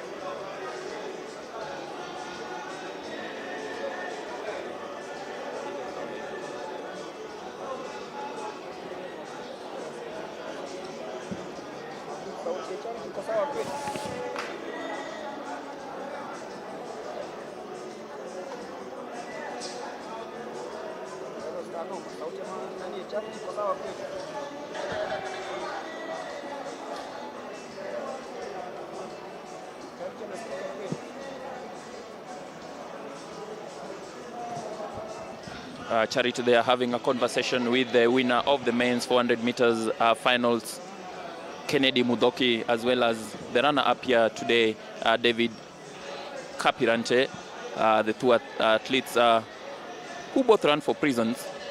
Rather, Kennedy actually runs for Ngong and David runs for prisons, pushing themselves really to get the top 2 finishes here. As now we go to the track for the women's 5,000 meters finals. And the athletes we have here are Angelina Nadai Lohilath, Susan Kamoto, Mary Mananu, Sandra Phyllis Chebet, the favorite Beatrice Chepkoech, and of course Jane Wangari Waweru from Central.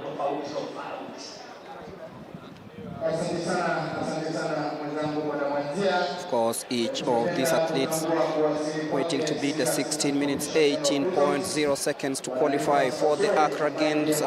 We talked about Sandra Phyllis Chebet, didn't have a good day yesterday in the 10,000 meters women final. We'll be hoping to redeem herself today. And Beatrice Chepkoech, of course, of police, she's a brilliant runner, having dodged injuries in the last few years, coming back to her best, was the pace setter when Faith Kipyegon broke the world record of the 5,000 meters in France. Now it is her time to maybe shine in the 5,000 meters. Is she able to do that? Will she do what we've seen her to be doing over the 3,000 meters? Let's wait and see. It is the 5,000 meters final almost starting, and now getting the last instructions from the track officials. Can see everyone there, nervous, eager, and of course waiting for the start of these 5,000 meters, 12 laps.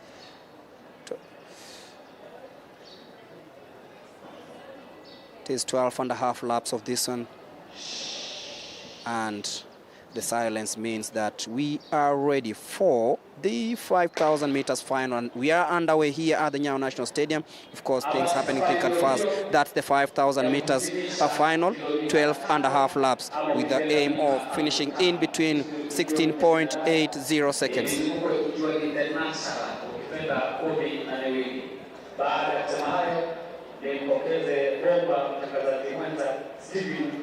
And you can see the favorites here, Beatrice Chepkoech, running here for police, but of course aiming to grab a ticket for Kenya. She loves to lead from the front, and she doesn't delay here. Puts herself ahead of the rest here, and don't expect that really to change. She loves running from the front, Beatrice Chepkoech. She loves to control the races from the very off.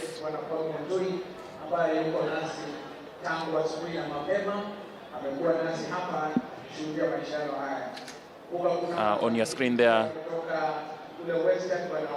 are the rest of the athletes here: Susan Kamodo, Angelina Nadai, Mary Mananu, Sandra Felis Chebet, who of course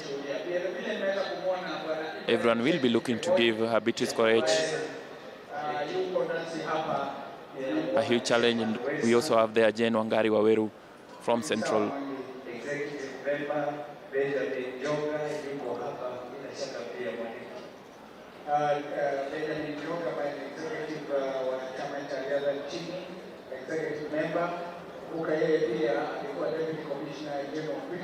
Chepkoech, who won gold at the 2019 World Championships and of course at the 2018 African Championships. Also a silver medalist at the 2023 World Championships. So a very decorated athlete she is. Her specialty always in the 3,000 meters steeplechase. But so good is she in middle distance running that she finds herself very comfortable going for the 5,000 meters competition as well. Of course, also she is a silver medalist from 2018 Commonwealth Games and a bronze medalist from the 2015 African Games. So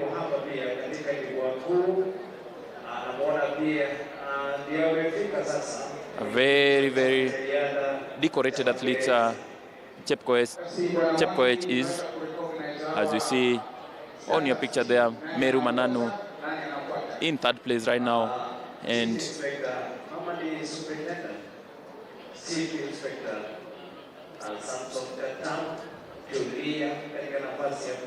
Sandra Felis Chebet also just putting herself in the picture there too. But Chepkoech took the lead from the gun and has held it ever since. Of course, still a long way to go. 15.5 laps. They've only done 2.5. Getting into 3 now.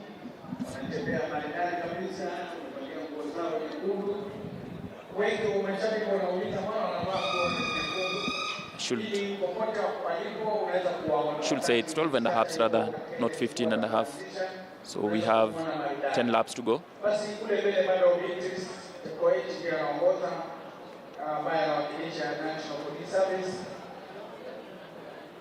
And you can see the field has already started splitting here.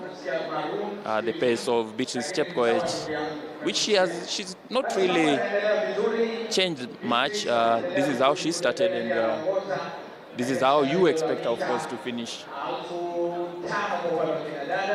She looks very comfortable. Look at her face, very relaxed. With 9 laps to go on this race.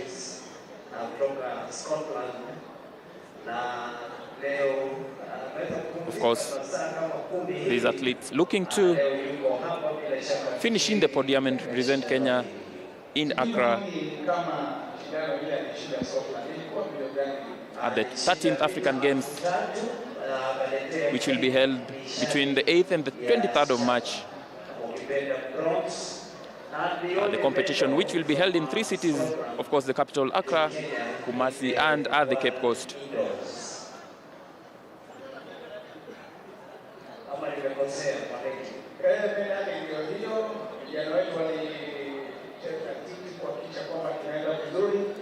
Kenya will be among the 54 African nations who will be looking to win or to compete at the competition,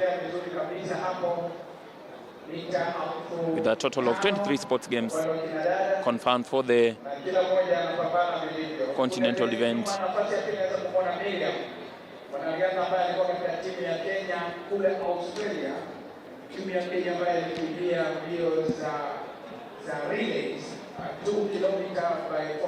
Beatrice Chepkoech there, still very comfortable in the lead.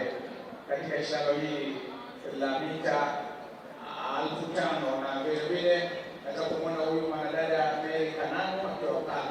Kwa hiyo ningeomba DJ kama una ngoma kidogo kwa tumbuiza wananchi. Kumbuka ratiba yetu baada being tracked there by Amerika Nano. The women's 5,000 meters final.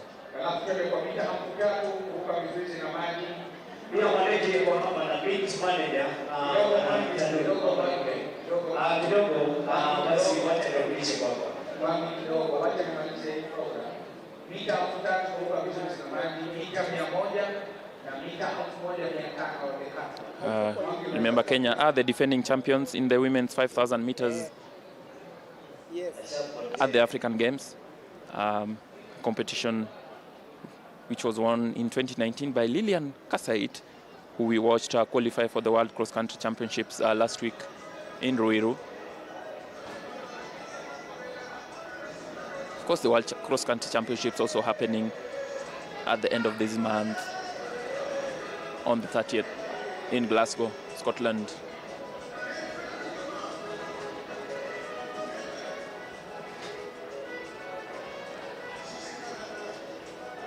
Asante sana studio. Aliko hapa na mwenyekiti wa chama cha riadha cha Central Rift. Koech, they are still very comfortable in the lead.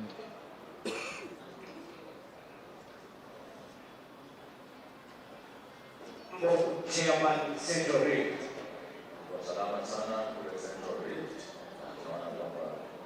And you feel like Mary Mananu's challenge here is pretty much done.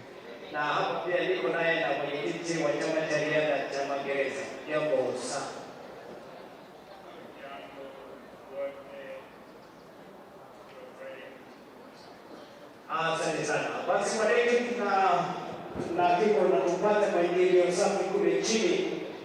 Alikuwa kidogo hapa nawasiliana na mwenyekiti wa chama cha riadha cha Magereza na hali kadhalika mwenyekiti wa chama cha riadha cha Central Rift, na wanasema mambo yako sawa. Basi bila shaka A very decorated athlete, the 32-year-old is Beatrice Chepkoech Sitonik. Born in Kimulot, Bomet County.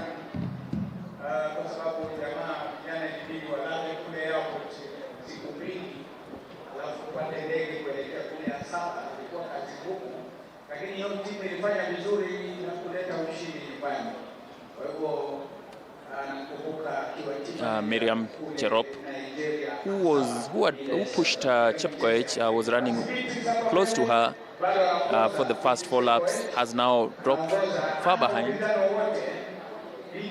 about 30 meters behind.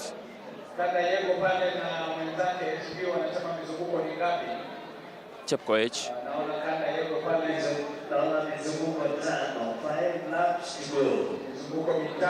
Just 5 laps to go in this race, the women's 5,000 meters final. As Mary Mananu goes there and passes Miriam Cherop, who was in second place now. Mananu using her lanky strides there as she tries to do not the impossible, but the improbable, tracking down the leader here, Beatrice Chepkoech, and challenging for that winner's medal. 8 minutes, 44 seconds. Photo closed there by Mary Mananu. As I was saying, Chepkoech is a very decorated athlete, one of the best we have. She won gold at the 2019 World Championships in Doha in the 3,000 meter steeplechase, and also won silver in Budapest.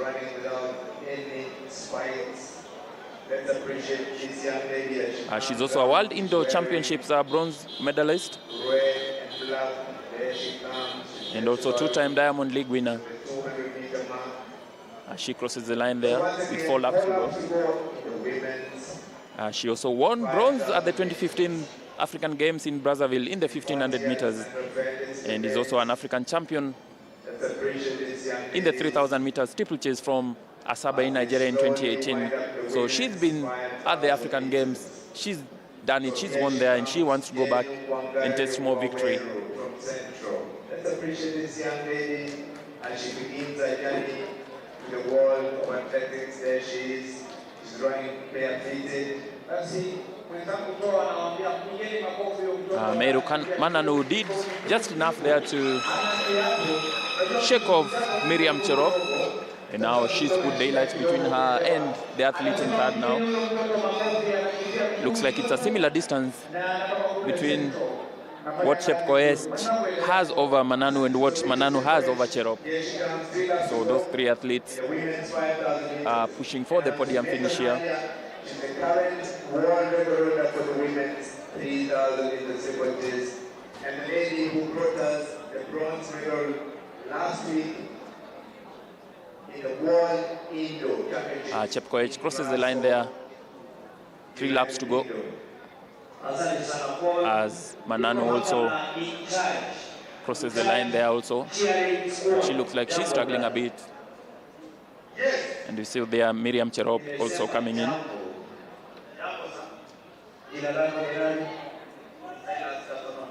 Silas Katanon, kumbuka Silas Katanon alikuwa jamaa wa long term zamani, lakini kwa sasa amebadilisha. Yeye ndio in charge. Wewe ndio in charge mmoja ama ni Tomo? Sasa bali unasema ni wewe. Ndio hizo hapo namna gani? Na huyu ni nani?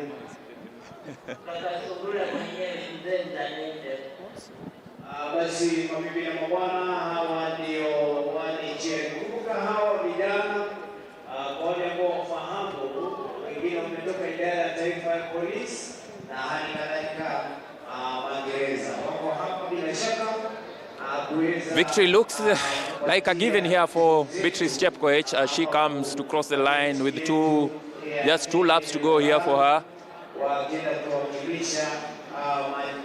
3,000 meter steeplechase specialist, but who has won in the 1,500 meters, and of course looking to establish dominance in the 5,000 meters here.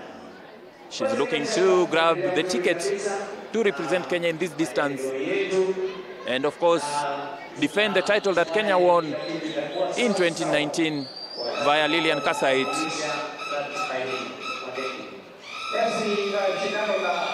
In second place there is Mary Mananu, also looking to grab a ticket to Akragana, a competition that starts this Friday in the capital of the West African nation.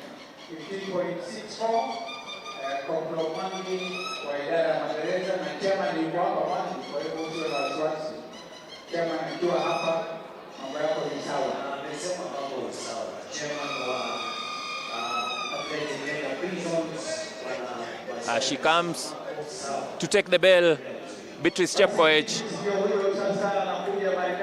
and you can see that she's injected some pace here.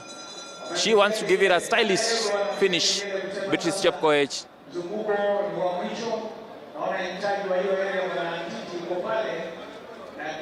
Just about 350 meters to go for Chepkoech here, as Mary Mananu also takes the bell for the second spot.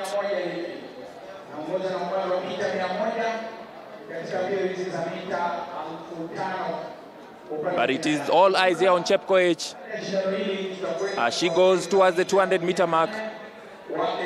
She has dominated the race from the start to the finish. Loves leading from the front, British Chepkoech. She doesn't let anyone get in front of her. And that is what she has done here today. As she takes the bend now and comes to the home stretch here. A victory was hers. It was never in doubt here. As she pumps forward now, Beatrice Chepkoech here to come and win the women's 5,000 meters finals and grab a ticket to Accra, Ghana. The crowd is on its feet, clapping her away as she raises her hands. 15:29.69, 15 minutes, 29 seconds, 0.69 is the time she's put on the clock. It was never in doubt, this one, as she took the lead from the first. and up until the finish. She's been in imperious form for the last 2 seasons, especially after missing out on to be among the best athletes. After her injury, she came back and she looks really, really strong. 2023 was a good year for her, and of course right now she's proving that she's ready to conquer the world in this Olympic year. That is the winner of the 5,000 meters, Beatrice Chepkoech, winning ahead of Mary Kananu, who came in second, and of course Miriam Cherop. Sandra Phyllis Chebet came in third, and Miriam Cherop, who threatened to break away from the rest of the field, is coming in fourth. And of course we'll be waiting to see what's happening in this one. That is Miriam Cherop for you, and this is of course Mary Kananu of Embu, who came in second in this one. And we are looking at the 5,000 meters, and this young lady has also made sure that she finishes the race barefoot. We are talking about Jen Wangari Oweru of Central, trying out for the first time, but Beatrice Chepkoech has shown us that she's ready to conquer the world. And I'll be handing you over to Charity to speak to the winners, starting with Mary Kananu, who came in second, before locating Beatrice Chepkoech. But if Charity, you can hear me, take it away. Tell them the time, and then they have 30 minutes to appeal. Within 30 minutes, hiyo window ikiisha 11:30. By 12, back to back. As we await for Charity to speak to Mary Kananu on the other side, they've also, of course, qualified for the games. But Charity, if you can hear me, take it away.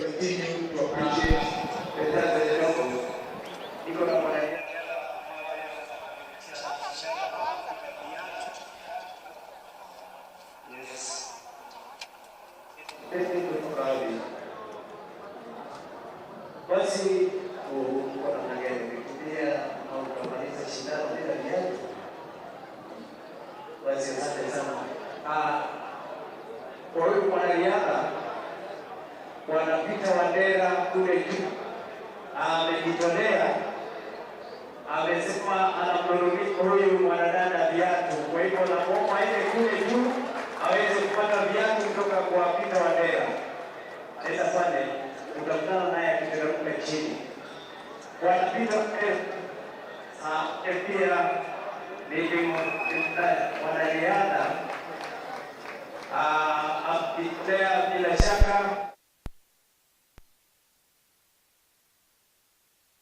Mic test. Mic test. She trains at Embu and she's finished second in the women's it was 5,000 meters final. Mary, how do you feel about it? You've earned your ticket for Team Kenya? Actually, I'm feeling so happy because after running on Saturday the cross country, I was feeling a little exhausted, but I just say let me come here and I try my luck. I'm happy to run under 16 minutes because I really wanted to run good time, and becoming second after Beatrice Chepkoech, who is a world record holder. I felt great running with her, and even if I didn't hold her pace, I was happy because I was really behind her. I look forward to And Sayu Kirudi, when you go back for your training in Embu, what are you going to be focusing on? Right now, I don't know whether I'll be in the team still yet. So if they're going to put me in the team, I'll focus in 5,000. But I'm still focusing in road races, and I really want to run good time in 10K and half marathon. Yeah. All the best and congratulations. That was Mary Monanu. She's happy that she's been able to finish second in the 5,000 meter final, and she's more behind Beatrice Chepkoech, who is a 3,000 meter steeplechase holder. She's saying that if she goes back, she's going to work on a few technical things, but she wants to make sure that she's clocked good times in the 5,000 and 10,000 so that she can be able to do a nice, a fast 10-kilometer race. Over to you, Greg, at the commentary booth.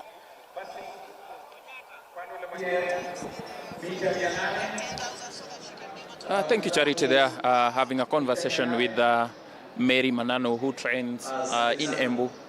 She finished second here in the women's 5,000 meters finals, which has been won here by, of course, the great Beatrice Chepkoech from Police. Very good race there from Meru Mananu. She looked like she was out of it as Miriam Cherop trailed Beatrice Chepkoech, but of course for her it was very tactical. She came and passed Miriam Cherop and went on to finish behind Beatrice Chepkoech, the winner here today. Of course, her expressing her delight at this, saying she would love to focus on road running, which is her specialty.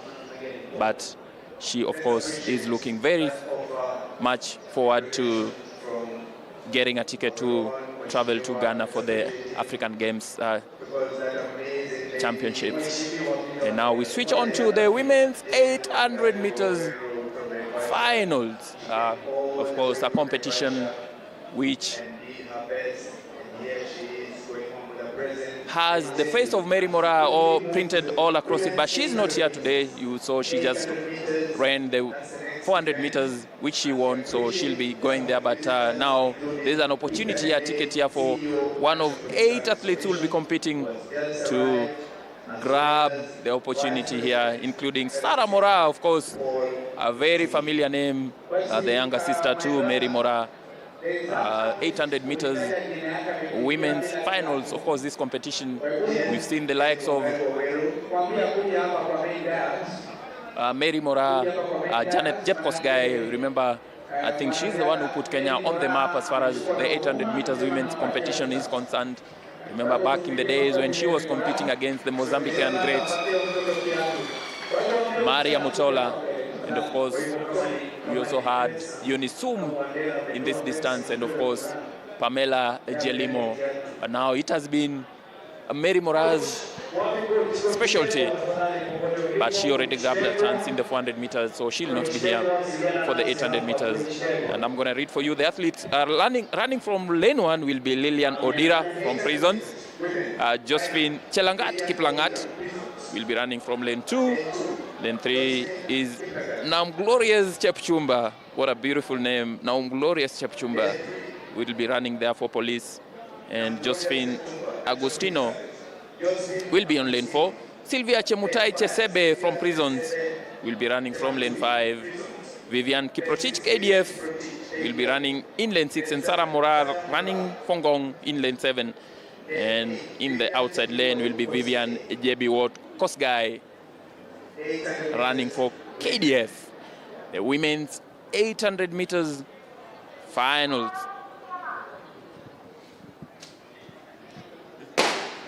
And away we go. The gun is off to signal the women's 800 meters final here. Very, very even field here.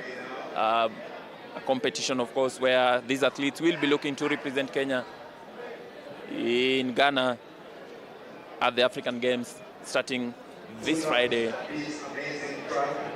2 laps.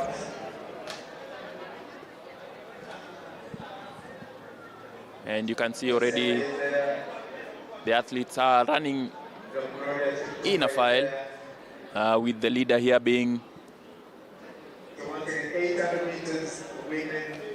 Josephine Kiplangat, if I'm not wrong. Rather, Sarah Morai, of course, is ahead here, followed there by Josephine Kiplangat. As they come to take the bell here, Sarah Morai ahead of Josephine Chelangat Kiplangat. This is now the business end of the race now.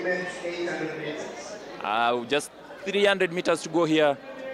Sarah Morar led from the front and still holding that lead, but Josephine Kiplangat is coming in strong here. Sarah Morar looks like she's gotten burned out. As you come into the 200 meters now, Jebi Kosgei has taken the lead here.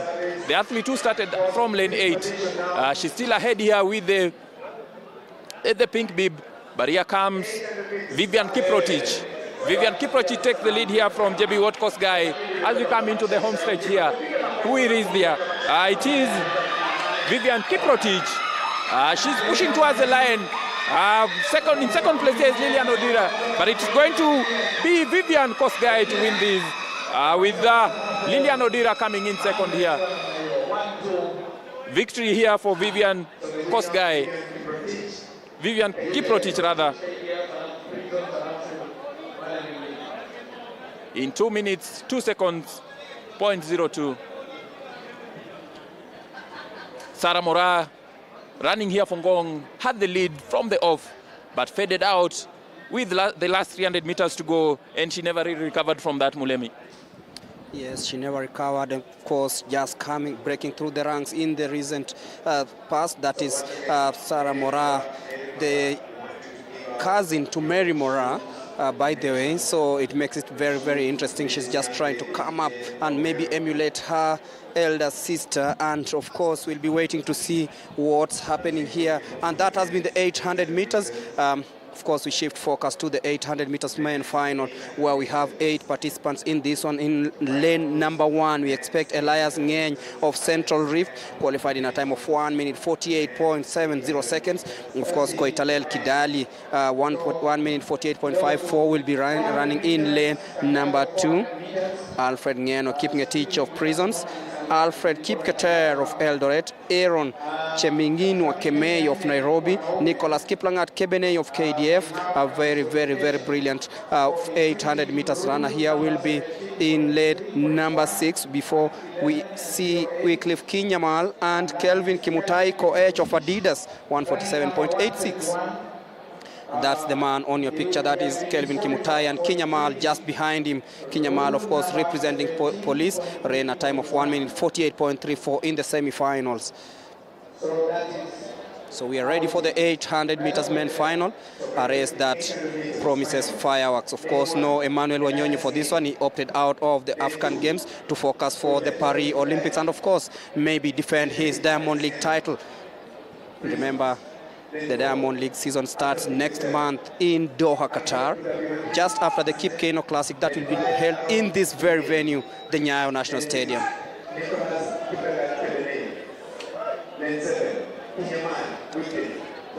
That is Wycliffe Kinyamal. That is Kelvin Kimutai Koech, and lastly,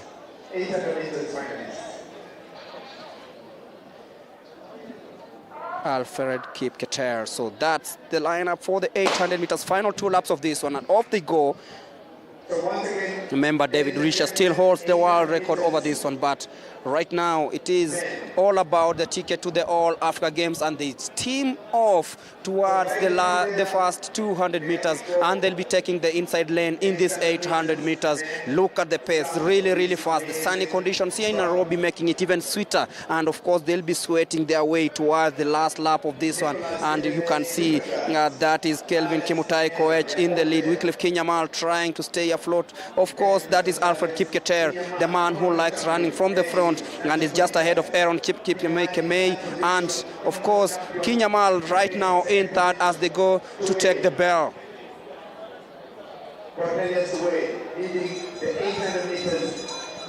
That is Barnabas Tuwei leading the way, just ahead of Aaron Kemei as they take the bell.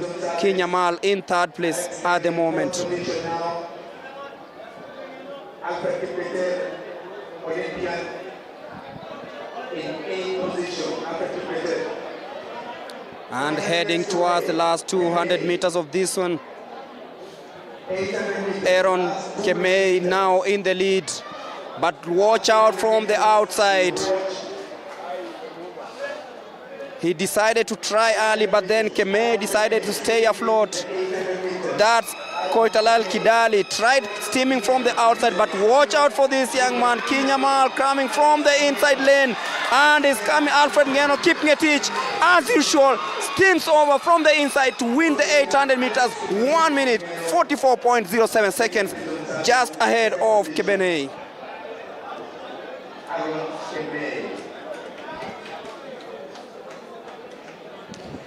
Alex Ngeno keeping a teach there. Surprising, I would say, surprising Aaron Kemene from the inside lane there. Kinyamal was attacking from the outside, but Alex Nyayo Kipngetich, his smaller figure there, just stealing in from the inside lane and winning the men's 800 meters final.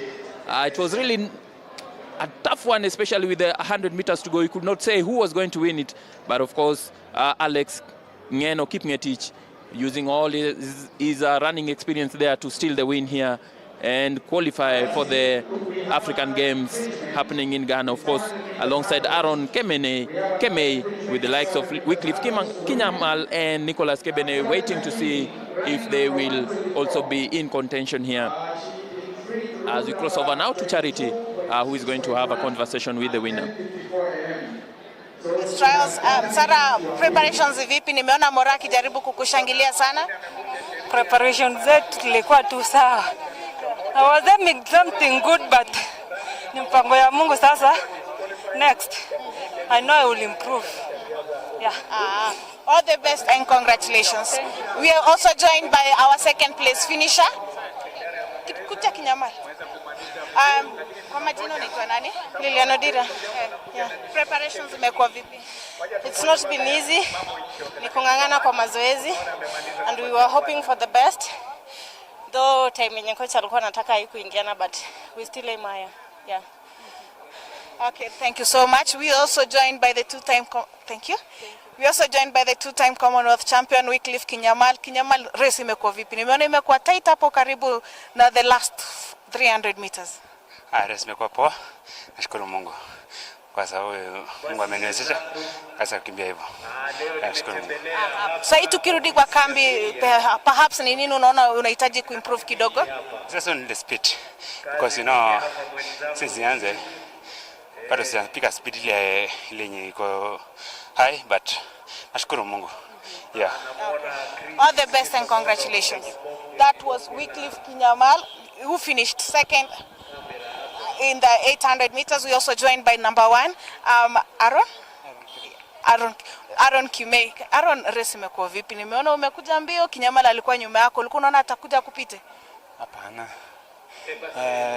Ilikuwa hivyo tufanye ilikuwa. Ni kungangana tu, mazoezi si mbaya. And I hope for the best.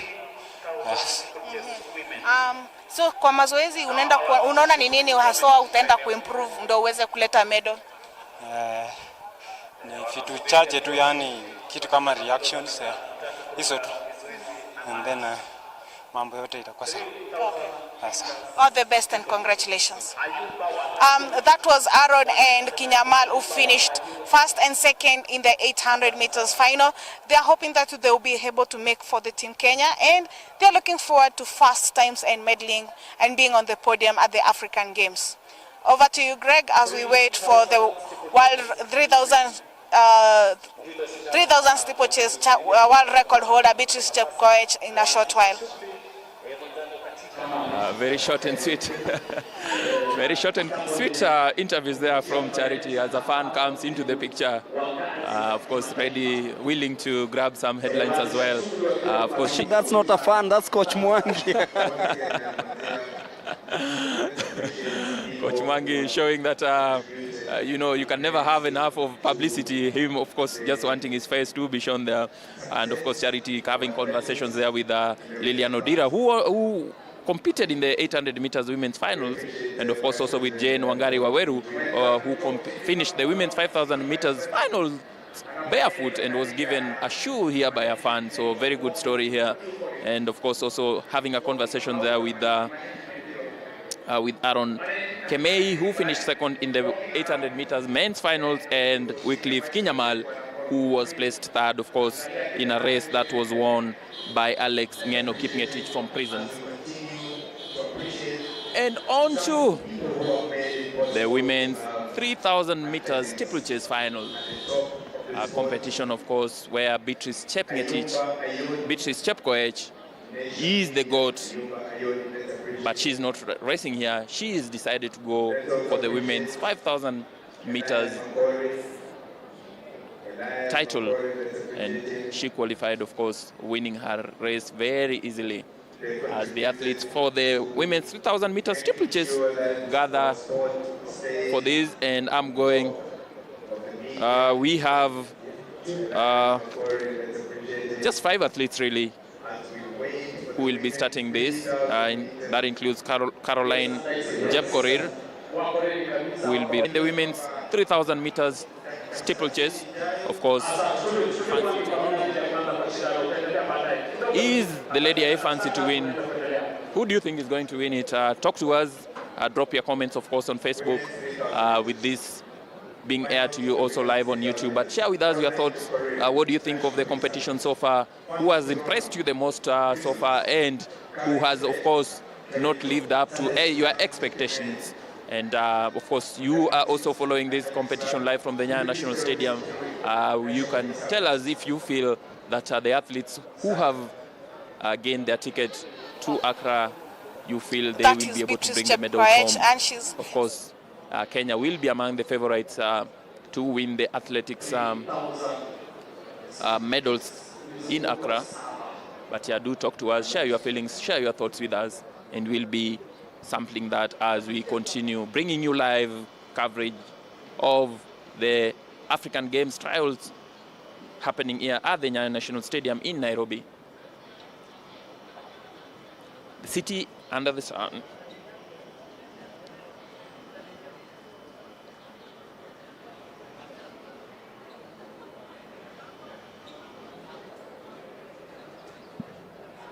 Basi katika shindano hili kumbuka ni mizunguko 7.5 ambapo kuna miruko 7 ndani ya maji. Si ndani ya maji ila kwenye maji. Sema ndani ya maji labda. As we wait for the start of the women's 3,000 meters steeplechase final. Unaweza kupotelea ndani, wanaruka kwenye maji. Yaliyo na vina vya mita 3 tu, maji kidogo tu, vina vya mita 3. The deepest area is 3 meters.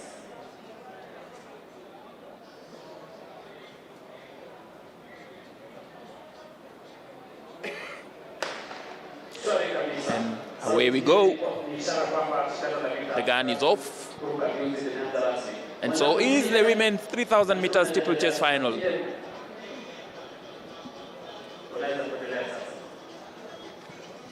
Caroline Jepkorir, Fancy Cherono, Karen Chebet, Sharon Chepkemoi, Purity Cherotich Kirui, the 5 athletes who will be looking to get that ticket to Ghana.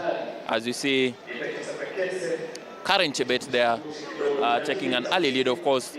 Still very early in this competition as Purity Cherotich places herself in second spot as they cross and go over the first barrier. 5 barriers in total here, including the water jump in the steeplechase.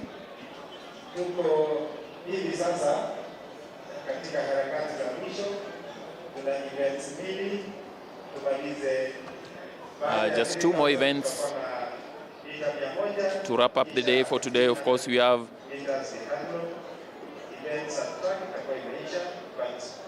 the 100 meters men's and women's finals still to come, and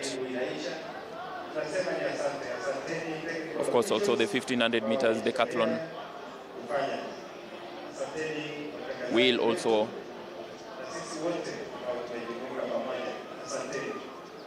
Asante sana. Huyu ni bwana Tanuri ambaye bila shaka ndio bwana Ken Tanuri.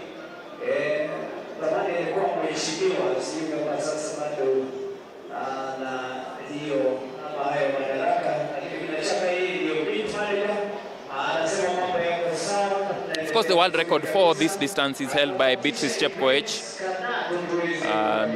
a record that she set in 2018, stopping the clock in 8 minutes 44 seconds, .32.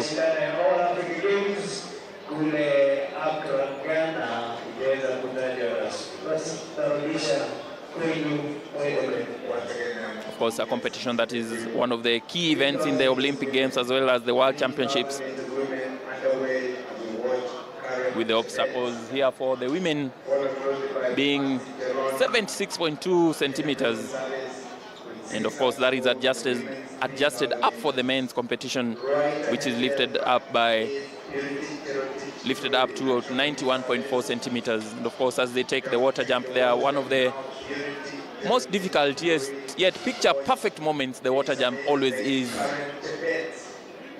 Leading the women's 3,000 meters steeplechase. Caroline Teporin is also in that leading group. 5 laps to go for the women's 5,000 meters. Absolutely, we were watching the 3,000 meters. Not the first thing is the world record order, and I saw the world record order running the 5,000 that this is keep going. I remember also another one is the sensational girl, Geraldine. You would be surprised by the names of athletes who hold the top 5 all-time records for this competition, the women's 3,000 meters steeplechase. Of course, like I mentioned, Beatrice Chepkoech is the fastest ever female athlete over this distance. Her time of 8 minutes, 44 seconds, 0.32. She set in Monaco in July 2018. No one has ever run any faster. And in second place there is Winfred Iavi, of course, who used to run for Kenya but currently runs for Bahrain. And she set a time of 8 minutes, 50 seconds, 0.66 in Eugene in September last year. Chepkoech also holds the third fastest time in this competition, 8 minutes, 51.67. She set in Eugene as she finished runner-up to Winfred Yavi, and what a competition that was in Eugene.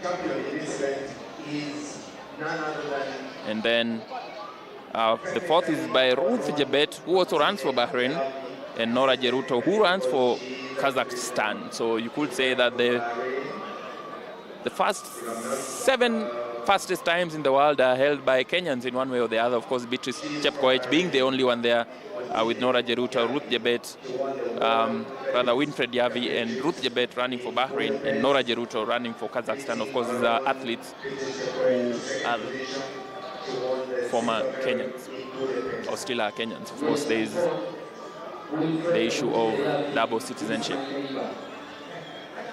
So once again, ladies and gentlemen, 3,000 meters steeplechase. As we talk about Winfred Yavi, who won all the races last year, in Europe. As we quickly go back to Karen Tibet from Perito County, Karen Tibet, 3 laps to go.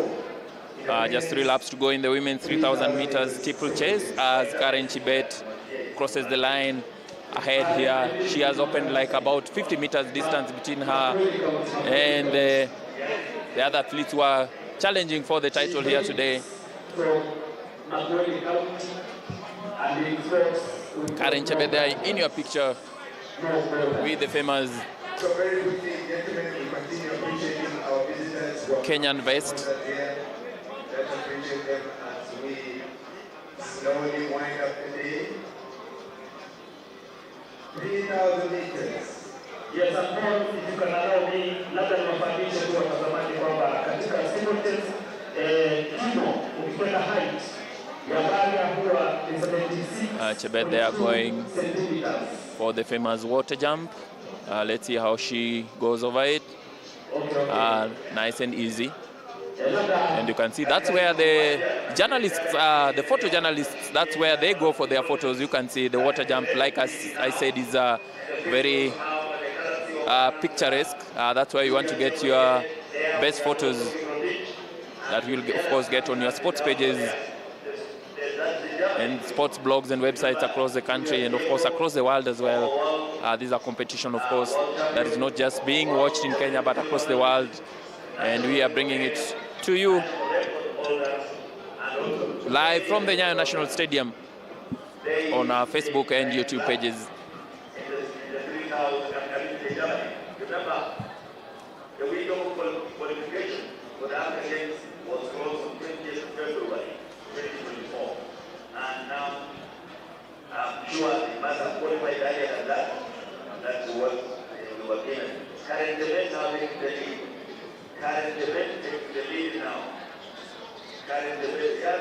Karen Chebet very much in the lead and extending it. 70 meters, about 70 meters. Yes, Karen Chebet anaongoza ambapo tutakumbuka kwamba alikuwa namba 6 katika mashindano ya mbio za nyika kule Tunisia. Na akimbilia magereza. Oh, that's very interesting. He wanted a team Kenya that was in the cross country 56. And today she's doing the steeplechase. Of course, remember. Karen Chebet there are coming and also cross country is a technical event. for the bell. And there goes the bell. Karen Chebet here has led from the third lap and is on her way here to victory.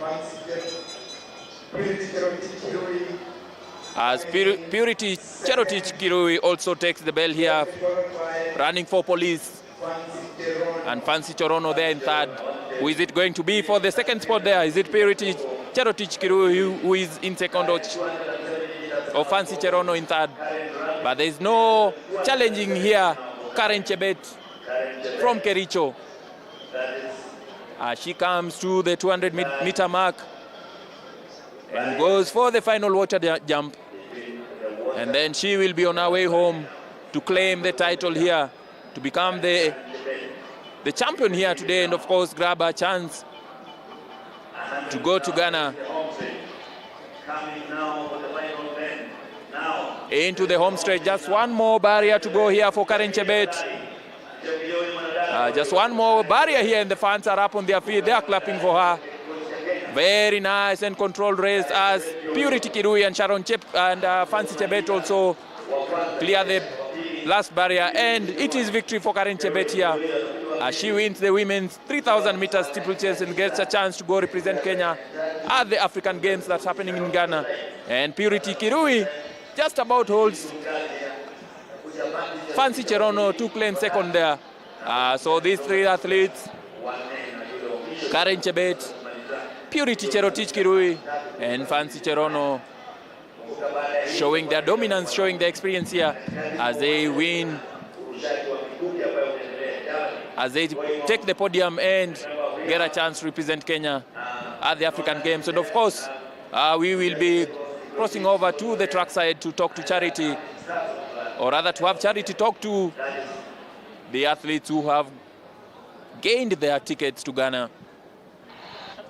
Fancy Cherono finishing third in that one, of course, 22 years of age, having competed at the World Athletics Championships in Doha, Qatar in 2019 at a very young age, and she is very promising. Coming into this one, she knew that she had a chance of making it to Team Kenya for the trials in Ghana, for the All Africa Games in Ghana rather, and she's just done so. And of course, Karen Chebet representing Prisons, hailing from Kericho, winning that one just ahead of Purity Cherotich Kirui, the experienced steeplechaser from police, National Police Service. And that signals the end of the 3,000 meter steeplechase for the women. That's the final. Of course, we are heading towards the business end of matters here. Of course, we'll have the men's competition coming up in a bit. 13 athletes in the 3,000 meter steeplechase, where Kenya seeks to maintain its fine form heading into the All Africa Games. Of course, with the defending champion, we'll be looking at the defending champion in this one coming into this race. And of course, Kenya still holds the record of most goals won in this 3,000 meter steeplechase at the All Africa Games. We're looking at Benjamin Keegan. He's in the lineup, the defending champion of the All Africa Games, won gold in Rabat, Morocco in the last edition, and now he's here to try and book a ticket to the steeplechase. It is the 3,000 meter steeplechase final, and of course I hand you over to Charity Wanja, who will be speaking to Karen Chebet, winner of the 3,000 meters steeplechase. Over to you, Charity.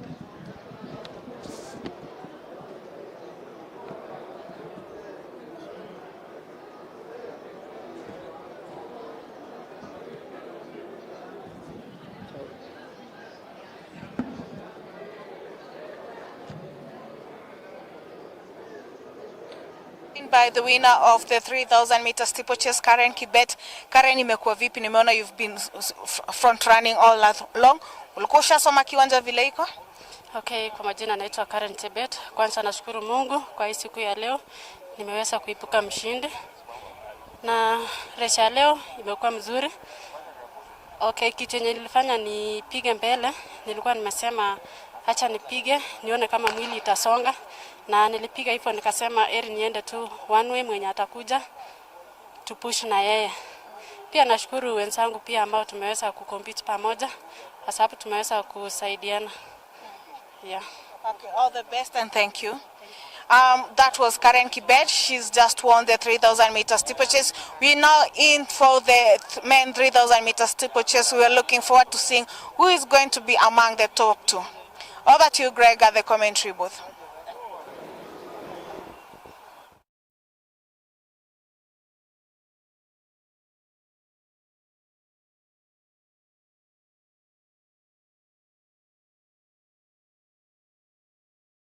To the 3,000 meter steeplechase men final, of course, 13 participants in this one. Geoffrey Kepkemoe Kirwa, Simon Kiprop Koech, Peter Rono, Benjamin Keegan, the defending champion of the All Africa Games over the 3,000 meter steeplechase, Dennis Kipkosgei of Tamoy Training Camp, Philip Korir, National Police Service, Wesley Langat of KDF, Amon Kipkorir Bet of KDF, Amos Serem of Eldoret, Cornelius Kiptonui of Kericho, Lawrence Kipsang Kemboy of North Rift, Haron Kibet, and of course Edmund Serem of Kaptagat. 7.5 laps of this one, and of course they've just completed the first one, and now they take the 7 laps that must have a water jump. And of course we'll also be giving you results from the field events, including the javelin, with 6 laps to go in this one. In the lead currently is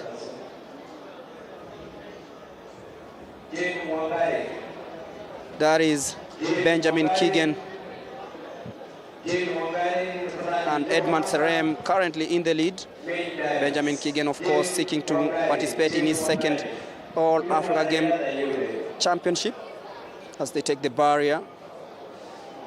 5.5 laps to go. It's the 3,000 meter steeplechase. Of course, afterwards we'll have the 100 meters men and women final before finishing the day with the 1,500 meters decathlon.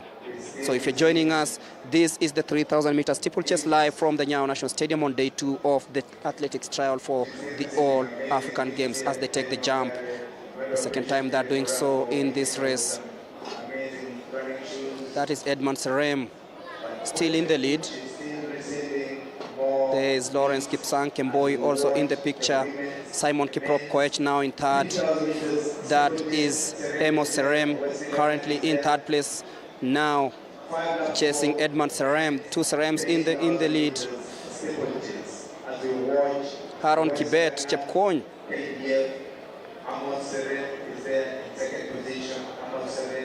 With 5 laps to go, nothing much to separate these athletes. No one wants to be left behind as they take that hurdle, rather a barrier.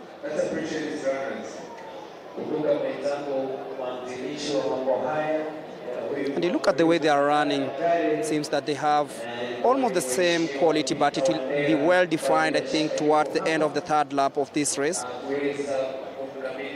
But they look really, really strong, and the weather conditions in Nairobi seems to be favoring most of these athletes as they take the water jump for the 3rd time. Currently in the lead is Simon Kiprop Koech, another brilliant athlete who's always shown his pedigree over the years in the national championships and of course the trials, now taking that one just ahead of Edmund Serem, and that is Amos Serem now in 3rd.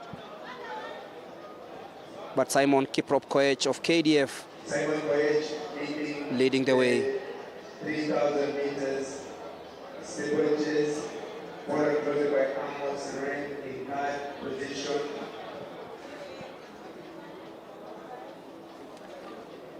Four laps to go in this one. We just see slowly the field separating, and Amos Bet still leading the way.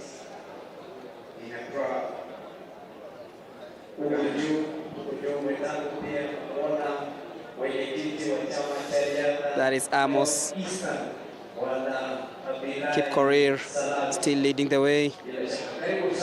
Amos Serem in second place. So it's Amos Kibet in the lead, Amos Serem in second, and now Geoffrey Kipkemoi Kirwa coming in third. Seems to be communication between Amos and Amos. Geoffrey Kipkemoi Kirwa currently in fourth place, but Kipkorir Bet of KDF in cruise control of matters here at the Nyayo National Stadium. It's the 3,000 meter steeplechase.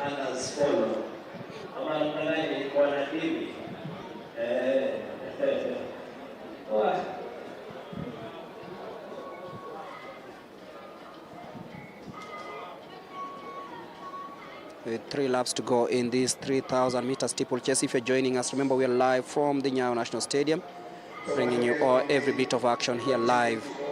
You can see the likes of Wesley Langat of KDF struggling to keep up with the pace, but this is Amos Bet in the lead, just ahead of Amos Serem.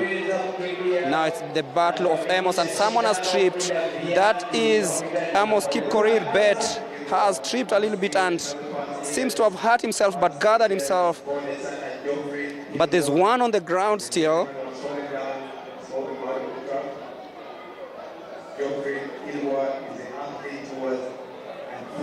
Geoffrey Kirwa, unfortunately, drops off the race after tripping himself with 2 laps to go. And of course, the 5,000 meter final, she was barefooted. And now, Mora, tell us, what would you like to encourage Jen to do? I would like to encourage, encourage she's young, na bado ako shule ndio amejoin form 1 sahi. And I heard that she's 15 years old, so ako na talent. Na vile nimeona amekimbia barefoot, nimejaribu kupata kiatu size yake, but I'm going back again to look maybe some tracksuit tights if I get, na nimutafutie spikes at least yenye nitamsukuma. Juu nimeona ako na talent. Juwezi ona kitu yenye imenifurahisha na naona future yake ni mzuri, ni waachilie. So we need to support them as young athletes. So ndio wakuwe na hiyo moral, hata kwa anasema nimesaidiwa na Mora, nataka nikimbie kama Mora, ama nataka nikimbie kama somebody. Yes. Abarikiwe. Abarikiwe. So nataka ukime uone kama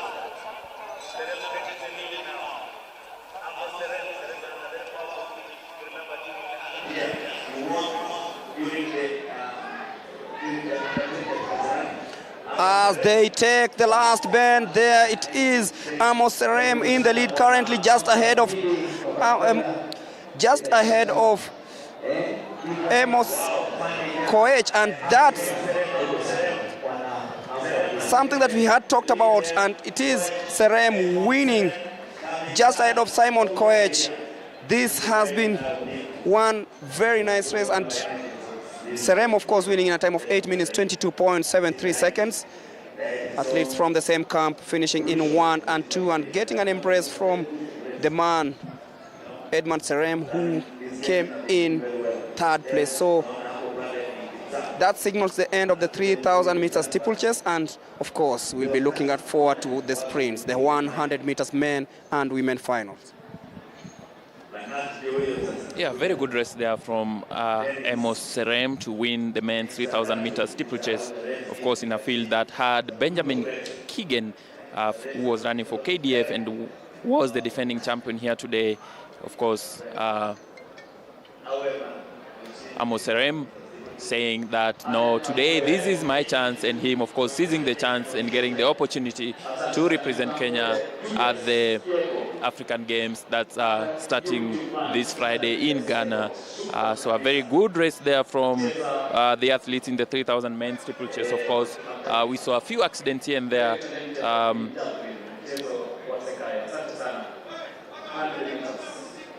With Geoffrey Kirwa, if I'm not wrong, sort of not succeeding to navigate one of the barriers and getting himself hurt. But of course, the first aid team were on hand to come and offer him some help.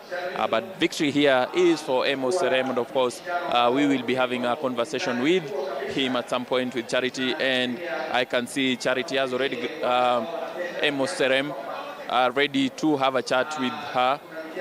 On your picture there also is Edmund Serem, who of course also will be hearing from. As we cross over to Charity, if she's ready to have a conversation with the winner. We're joined by the winner Amos for the men's Serem. 3,000 meter steeplechase. Serem is a medalist at the World Under 20, and he was also running with his younger brother. Serem, umefilaje? Kwa leo nimefeel vizuri. Kitu ya kwanza napenda kushukuru Mwenyezi Mungu. Nimepata kukimbia vizuri. Halafu ya pili nashukuru tena kwa brada yangu. Ni nje amenipatia tatu motisha. Nikimbie vizuri kwa nilikuwa nikimbia nikisema hivi. Niko na kijana mdogo nyuma. Nikasema mpaka tu ni kae mbele yake nionyeshe example vizuri. Kitu yenye nilikuwa naofia tena ni akuja pita ende mbele. Sasa nilikuwa namchunga ni kuonesha njia ya kwenda. Na kwa majina unaitwa nani? Kwa majina naitwa Edmund Serem. Mimi ni ndugu ya Amos. Mimi ndio last born kwetu. So tumekuwa tukitrain pamoja, tuko camp moja na huwa tunajipea moral. Hadi leo tukuja hapa nilikuwa nimemwambia nini yetu leo ilikuwa ya chukua kwanza, nichukua pili ama nichukua pili, lakini Mungu ametusaidia pia. Amechukua kwanza na nimechukua tatu. All the best and congratulations. Thank you. Those are the brothers, the Serem brothers. They've just finished first and second and third in the 3,000 meter steeplechase. Earlier on, we had Mary Mora gifting Jane. Sorry, she's got. She was gifting Jane Wangari, the athlete who just ran the 5,000 meter flat, barefooted, and Mora wanted to encourage her and support young upcoming athletes. Over to you, Greg, at the commentary booth.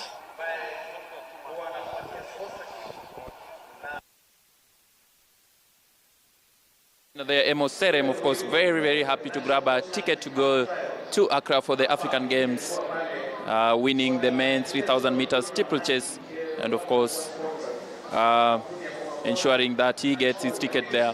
As we move now, the hurdles have been, or rather the hurdles have been removed from the track, and we will be preparing now for the men's and the women's finals in the 100 meters competition that's going, of course, to have all the fireworks, as we have a good list and competitive list of athletes here, and we will start with the women's 100 meters finals.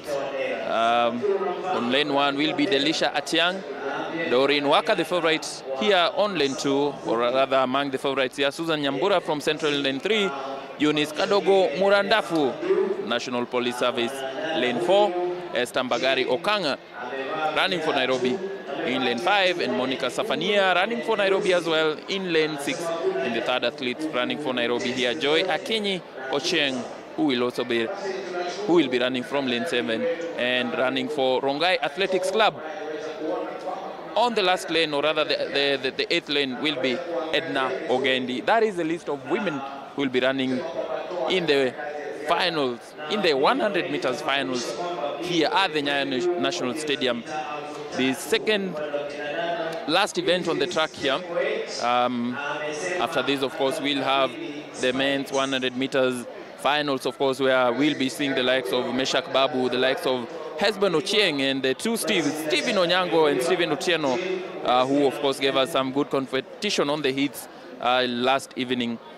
And, of course, also we will have the younger brother to Omurwa himself, Isaac Kundu Omurwa, of course, also in the men's 100 meters final. But before that, we have the women's 100 meters finals, and you can see the athletes are getting themselves ready for what we expect to be a cracking race.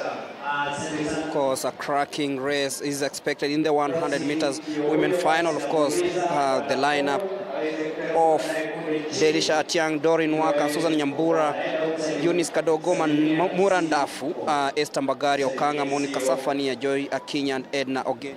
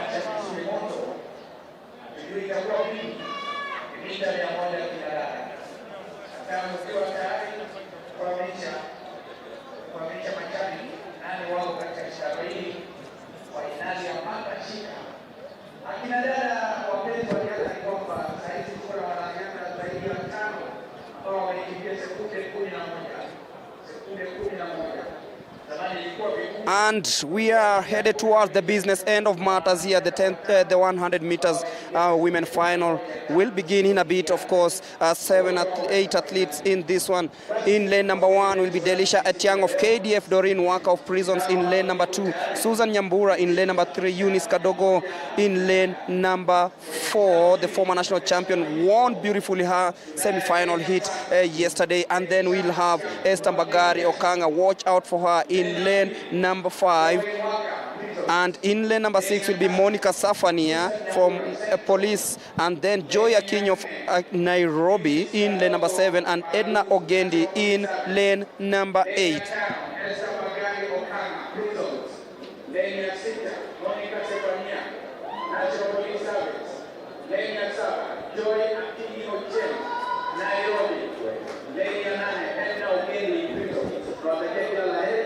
Kwenye fainali hiyo ya mita 100.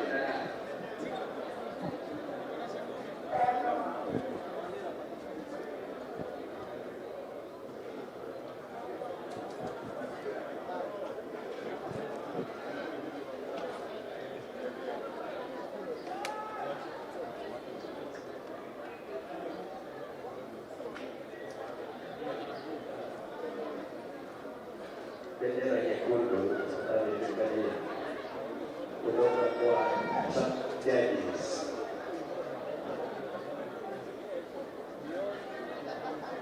Maanisha kati ya giza motrei ya bendera ni mchana hawako tayari. Namwambia hapa ni full house.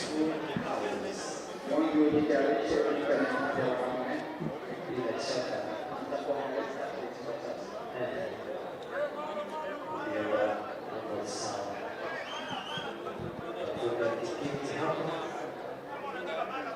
kuwakilisha nchi yako.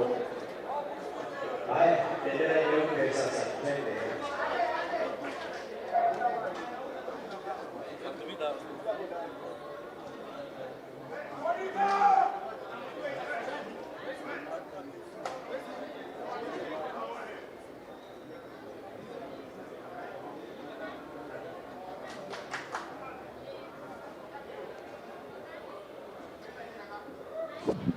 Getting ready for the start of the 100 meters women final. Of course, 11.94, and off they go smoothly. Watch out for Eunice Kadogo. She didn't take off the blocks nicely. And watch out in lane number 3, Susan. But then it is Esther Mbagari, 11.64. She's made it to Accra, an unofficial time, of course, but then Esther Mbagari showing the rest of the field what she can do, steaming away from Eunice Kadogo, and of course winning this final of the 100 meters. Yeah, of course, very, very competitive race. There are very close race between Eunice Kadogo and the winner here, Esther Mbagari Okanga. You can see there, she is out of the picture now, Eunice Esther Mbagari, but she steams back there, uses her power, powering home there. Eunice Kadogo tries to fight back, but just about edges it there. Esther Mbagari to win in 11.64, and grab a ticket to represent Kenya. Of course, Eunice Kadogo also in contention there as she wants to go to Accra and at least try get past the heat, something that she was unable to do in the last competition. Of course, unofficial time, but yet again, she's just shown what she's capable of doing. She's been dominating the weekend athletics meets, and now she's shown that she's able to conquer the rest of the continent, making it provisionally to the All-Africa Games. Team Kenya 100 meters women final. We'll be waiting to see if the former national champion over the 100 meters, Eunice Kadogo, very experienced, has made it to the games. And now we shift focus to the biggest event of the day, of course, the 100 meters men final. No Ferdinand Omanyala, no Mark Otieno, but then there is Stephen Onyango Odhiambo of KDF, there is Meshak Babu, there is Tyson Juma, who came in second in the semi-final yesterday. Isaac Kundu Omuru, of course, the Africa Junior champion, the younger brother to Ferdinand Omanyala, will be running in lane number 6. Charles Nyamweya of Nairobi in lane number 7. And of course, watch out for KDF's Stephen Otieno Oluoch. It is the men 100 meters, the ultimate. Everyone has been waiting for this. Let's see if it will live up to the billing. And of course, you can feel the tension in the stadium here. It is getting hotter and hotter. This is one of the most closely watched and closely followed events, of course. It's a 10-second, 11-second dash here, and you get your ticket or you lose out. And of course, the field here, you can't really call who's going to win it. It's a very competitive, of course, here with the likes of Meshak Babu, Hesbon Ochieng, and Justin Isaboke, who just about made it last evening for the final. I am sure he'll be looking to, of course, put himself in great contention here. But yeah, the field is too large here, and the field is too competitive, too close to call. But we will know within 10.64, 10.70 seconds who is going to win the men's 100 meters final. Of course, in lane number 1, you'll have Justin Isaboke of KDF. In lane number 2, Tyson Juma of ESSSP. In lane number 3, we'll have Meshak Babu Kitu Subuli of KDF, qualified for this one in a time of 10.46 seconds. We'll have Stephen Onyango of KDF in lane number 4. We'll have Hesbon Ochieng, a very experienced sprinter here, 10.33. Of course, he was the fastest coming into the final. Runs for Prison, the 28-year-old, seated all comfortably on that cone just before the storm. And of course, we have Isaac Kundu Omurwa, the younger brother to Ferdinand Omanyala, will be running in lane number 6, representing Nairobi. And then we'll have Stephen Otieno Oluoch of KDF, 10.49, and Charles Nyamweya, 10.64, representing Nairobi. And that is Stephen Otieno Oluoch of Kenya Defense Forces.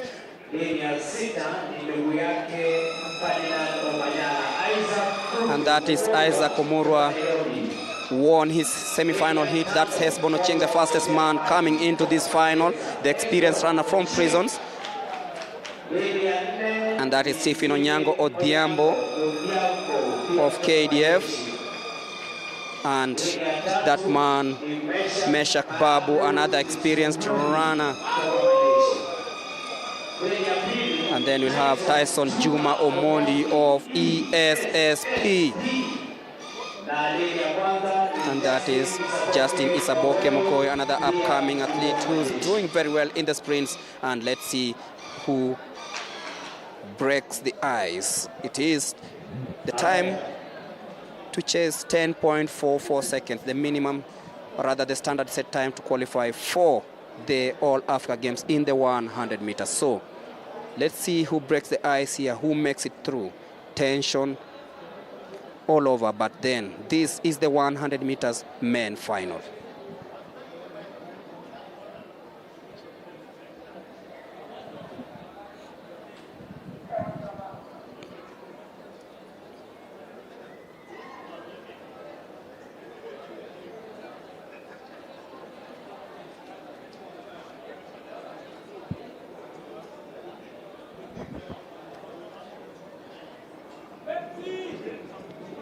Waiting to see who gets off the block, and hopefully they'll be getting off the blocks smoothly. We haven't had many incidences of false starts here, and this promises to be one great 100 meters final. And off they go smoothly and straight away. Hesbon Ochieng coming out very smoothly, and you can feel that He's coming in strongly. It is Hesbon winning that one, 10.22. And of course, inside that qualification time for the Accra Games, Hesbon Ocheng, very experienced from Prisons, and just look at how he got off the blocks. Isaac Omurwa didn't really get off the blocks smoothly, and it allowed Hesbon, of course, to come out really, really well. Meshach Babu from lane number 3 tried to catch up with Hesbon, but then it was really, really difficult because this man was on a mission. Just see, just about second, third, and fourth positions. Very, very, very contentious. I think Isaac Omurwa will rue himself for not getting off the blocks really, really fast, but he had a really strong finish. But then Hesbon just showing why he is one of the best sprinters over the 200 meters and now the 100 meters, the man from Prisons. Yeah, he had a very good start. His reaction time there, I think, was quicker than anyone else, and he kept that up until the lead, of course. This is a race that when you start, if you have a false start, then you have to have the speed of Usain Bolt for you to be able to cover the distance that's left, that's been established. And I have a feeling like Stevie Onyango Odhiambo there from KDF must have just edged it to grab second spot there behind Hesbon Ocheng. But of course, Hesbon here, you can see the man on your picture there on the green bib there. He must be very happy here, of course, beating a field that had a lot of experience, had a lot, of course, of young talents as well, the likes of Isaac Kundu Omurwa, also hoping to get their ticket to go to Accra, Ghana, and of course a very good time also he posted there, Hesbon Ocheng. But you feel like it was really a good start that put him in there, as we get a comment there from Charity as he speaks to Omurwa. Just training to do better. That's it. Yeah. All the best. Hesbon? Yes. How does it feel you've made it for the cut, and what are you going to be focusing on during your training? Okay, as I mentioned earlier, in that meet, I'm training and focusing to qualify for Olympics. I'm not training for somebody else. I'm training for time. I'm training to beat time. That's my focus. Yes. So kwa mazoezi utaenda kuongeza nini? Start yako kwa the last time ulikuwa umesema blocks ilikuwa na ka issue kidogo. So have you perfected on that? With starts I don't have any problem. The problem I have is the finishing. I'm going to work on the last 20 meters to the finish line. That's what I'm banking on before I travel to Ghana. Now in Ghana I'm going to do another PB to qualify for Olympics. That is the main target for me this year. Yeah. All the best and congratulations. That was Hesbon and Isaac Omurwa. They finished first and second for the All-Africa, to qualify for the African Games. Hesbon says that he's going to be working on his last 20 meters and he needs to make sure that he's qualified for the Paris Olympics. And for Isaac, he's going to be making his first call-up in Team Kenya. He's saying that he's not sure how he feels about it, but he will be able to go and do well and impress everyone. Over to you, Greg, at the commentary booth. Thank you very much there, Charity, talking to the man who could have won Isaac Kundu Omurwa and the man who has actually won Hesbon Ocheng from Kenya Prison Service, of course, winning the men's 100 meters final. A very, very, very closely contested race that was as was expected, and of course it lived up to its billing. And now we will be, Hesbon will be waiting to see whether the time he has posted there gives him a chance, of course, to go to Ghana and represent Kenya in this distance. And that was the men's 100 meters finals, which was the penultimate event on the track. And we will now be closing the day, I think, with the men's 1500 meters decathlon, where Edwin Kimutai, Gilbert Kibiwot, Koech, Stephen Mutunga Mbivia, and Edwin Kipchumba will be contesting in the 1500 meters decathlon for the men. As we get closer to wrapping up the day, it's been an eventful 2 days here that started, of course, with a little bit of controversy, but now it seems like we are in agreement, and at the end of today we will know which athletes will be flying Kenya's flags in Accra, Ghana, and at the 13th African Games that is starting on Friday. And Kenya will be looking, of course, to improve on its previous performance in 2019 in Rabat, where we finished 7th overall with 11 gold, 10 silver, and 10 bronze. Of course, Kenya looking to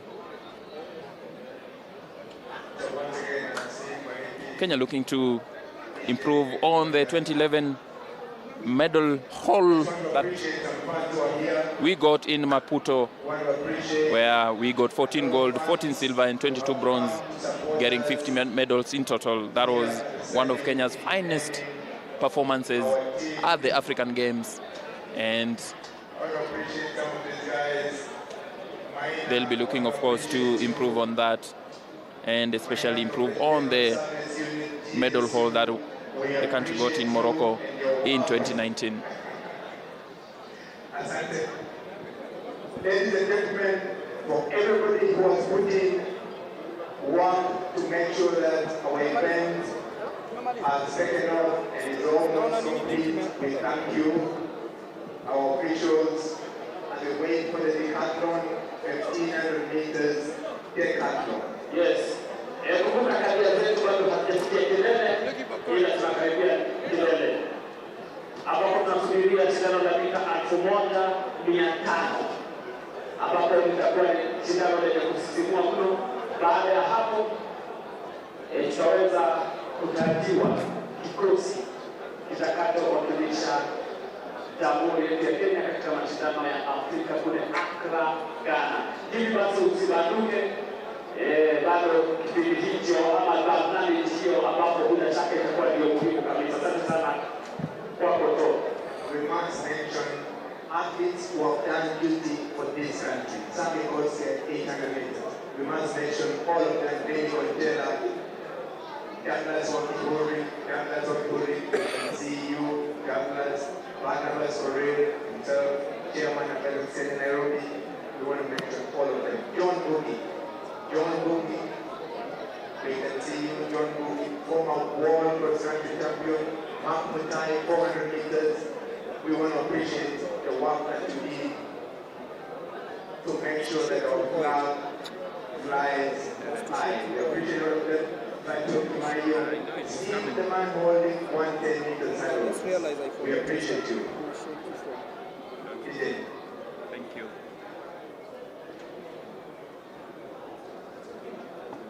This looks in good condition. Though I feel like the steering is kind of shaky.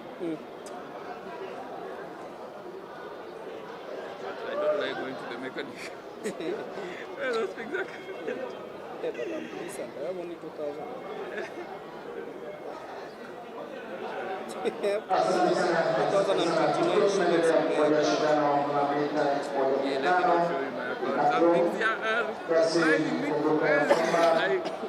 Oh my God. But one thing I love about this band, I am sending money straight to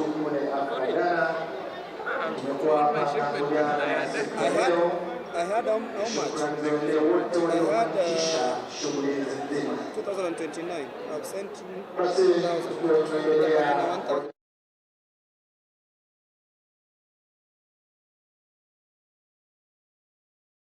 Kwa idara ya magereza, wachezaji wote kutoka Prisons, unafahamishwa mkutane mahali tulikutana jana. Tangazo hili wafikie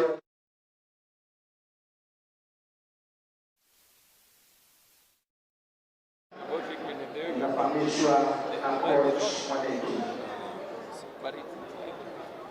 Basi naona fundi wetu wa mitambo anaendelea kujiandaa kurudisha wageni ambao wako nasi. Ukiwa tayari DJ. Hapa msikilizaji mwenza na kumbuka DJ bado anazidi kutengeneza mitambo na vile kuwa hachezi tu kwa ajili ya kucheza. Kwa hachezi tu kwa ajili ya kucheza, ila wakati mwingine huwa anatafuta vitendo wake na wanariadha, mashabiki wa riadha wote kwa ujumla. Hivi basi labda tukuulize tu, umejionea vipi mambo ya riadha toka jana na leo? Mwenzangu wanamalizia maandalizi kabambe, na bila shaka sina wasiwasi yoyote wale ambaye watapewa mkono kutoka kwa wakubwa wetu na wale ambaye wamekija siku ya leo, bila shaka huenda watatuletea mishale mbalimbali, na sisi kutoka kwa meza ya utangazaji tunawatakia kila la heri wanaposafiri kuelekea kule Accra, Ghana. Kwa sababu kweli kabisa, hatuna shaka yote, manake kutoka shindano la mita 100 hadi mita 10,000 nafikiri kutakuwa na marathon, ila sina uhakika, lakini katika kila kadhia tuko na matarajio mengi tu, na tunasubiria nishani za dhahabu tu, manake wanariadha wetu bila shaka ni wenye haiba ya tajriba ya juu kabisa, na ni wenye ukwasi kubwa mno wa kitalanta ama kipaji. Hivi basi tutakuwa tunatarajia tu medali za dhahabu katika kila shindano, au unaonaje mtazamo? Kwa kweli kama umepata nafasi kufika hapa kwenye mashindano ya siku ya leo, ni kama huko Ghana, ni kama huko Ghana, ushindani huu vile unaona hapa hivyo ndivyo jana walikuwa na nini jana waliacha chakula gani kwa pia Mwenyezi Mungu aendelee kuwanemesha wanasabu wapi zile zinahitajika katika mashindano hili na kamera wadeko wakimbiaji wote wanahitajika baada ya mashindano haya icon bomb food Basi ni kweli kabisa unachosema, hakika ni kweli kabisa. Watu wengi kusema ubingwa wa Kenya huwa ni kama robo tatu ya mashindano ya Olimpiki, ubingwa wa dunia, jumuiya ya madola na ubingwa wa Afrika. Hiyo kutokamana na ile ushindani mkubwa ama zile talanta ama vipaji tulivyo navyo hapa nchini Kenya. Jambo la kujivunia sana, yaani hakuna kwingine kuliko na ushindani mkubwa na wanariadha wengi walio na haiba na tajriba ya juu kama tulivyo na wao hapa nchini yetu ya Jamhuri ya Kenya. Kwa sababu kule vile umetaja, nikumbuka kuanzia Nyayo Mayoro, kina John Ngugi, kina Paul Pelgat, wote hao ni mabingwa, na siku ya leo kidogo ukiwaona na ukiwa hapa Kenya ni kama unaona mabingwa. So yeyote ambaye amepata nafasi na kufika hapa ama kujionea katika mitandao mbalimbali, inaashiria ni sawa tu kama unajionea mashindano haya bila atakapofanyika kule Accra. Bila shaka yote hilo ni jambo tunalojivunia sana, na mashukuru wasimamizi wa riadha Kenya, wakufunzi, wanariadha wengine na vilevile mashabiki, manake tunaposhirikiana pamoja katika kila jambo, basi mambo yetu yanakuwa shwari kabisa.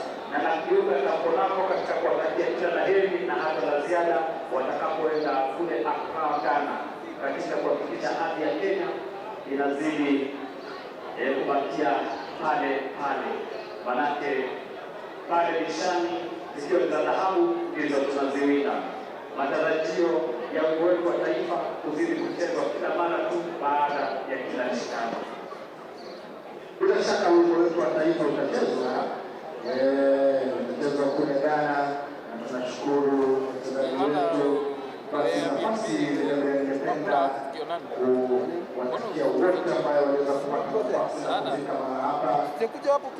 Muda uliopita wenzangu ulitaka kumhoji yule shabiki mkongwe kidogo. Sasa nadhani uko na muda kabla wa kumhoji, tunamwomba karibie mzee kaka, karibia uweze kuuliza maswali moja mbili. Anajiita kaka mzalendo. Duru ambazo sijazithibitisha zinadai kwamba hapo na miaka 102, si 200 ila 102 kwa katika ya kidini 1 or 2 years. Labda kaka najua, lakini mzee mwenye busara na ako na elimu iliyotosha, nafikiri Kiswahili na kifahamu. Kaka, jambo sana. Asante sana kama mzee wetu unapokaribia na kuzungumzia, tunaona vile tunapata baraka. Kwa sasa kama unaweza kukumbuka, najua kitambulisho kimeniambia huna na ulichukua baada ya miaka takriban 32, manake siku zako kulikuwa hamna kitambulisho. Sasa ukitafakari tu labda miaka yako ni fikiria tu ndio nilipozaliwa hadi kufikia sasa.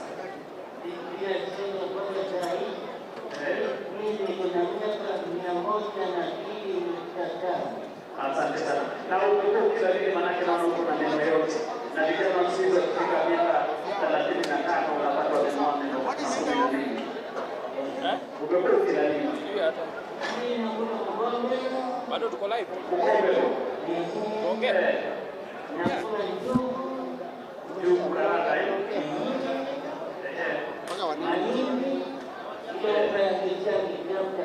Okay. Asante sana. Na labda huo unakutia mvinyo maziwa tu na maji maziwa na maji. Basi nafikiri vijana wadogo wanasikia wakipata hiyo ama hivyo unavyopika basi nafikiri wataweza kuishi sana kama wewe. Na wewe unaleta tija sana ama wewe kwa mwangati wa haki mno. Katika ile lugha nyingine watu wanasema comedy, hiyo ni kuwafurahisha watu tu.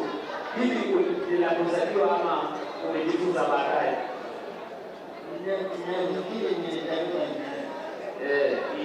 Kwa hiyo unaweza kufurahisha watoto wako wenzako wadogo hiyo miaka ya kabla vita za uhuru, kabla ya vita za pili za dunia, sio? Asante sana.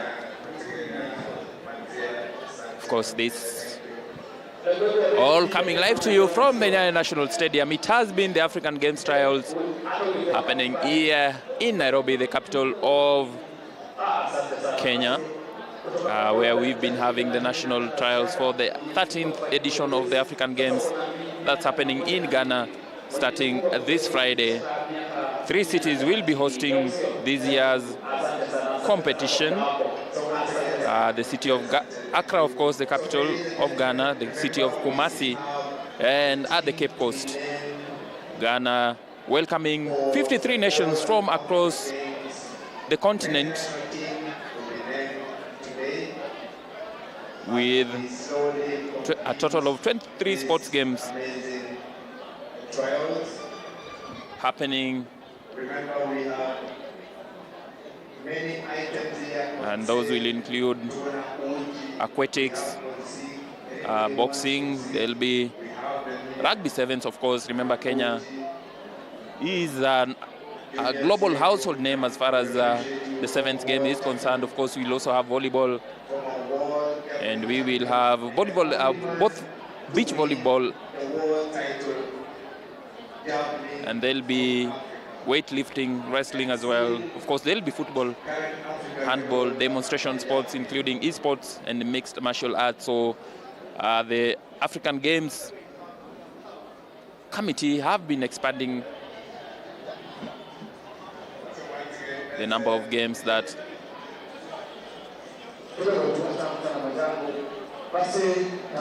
teams from across the nations compete in. Of course, Kenya will be looking to collect as many medals as possible, especially in athletics. And we have been bringing to you live action here. And today is the day now that we will know the athletes who will represent Kenya, who will fly Kenya's flag in Ghana. Today we have had the women's and the men's race walking, which is normally 20 kilometers. We have had the 110 meters hurdles for both men and women, the final today, which we brought to you live earlier in the day. We've also had the men's and women's 200 meters finals, and the 1500 meters finals for the women and the men as well, and the 10,000 meters final. We've also brought you here the 400 meters hurdles for men and women. And of course, you saw a shot of African champion Mr. Yego himself in the javelin as one of the field events today. We've also brought to you live the 400 meters men's and women's finals, the 5,000 meters finals, which was won by Beatrice Chepkoech. We've also brought you the 800 meters for men and women, and the 400 meters for men and women, the 400 meters being won by Mary Mora. And we also saw the 3,000 meters steeplechase for both men and women. And the 100 meters for women here, which was won by Esther Mbagari Okanga, beating Eunice Kadogo Murandafu. The two of them, of course, looking to go to Accra and represent Kenya. And of course, also to conclude the track events here today, we had a very hotly contested men's 100 meters final, which was won by Kenya Prisons Service athlete Hesbon Ochieng, who had a very good start really, and went on to win the race ahead of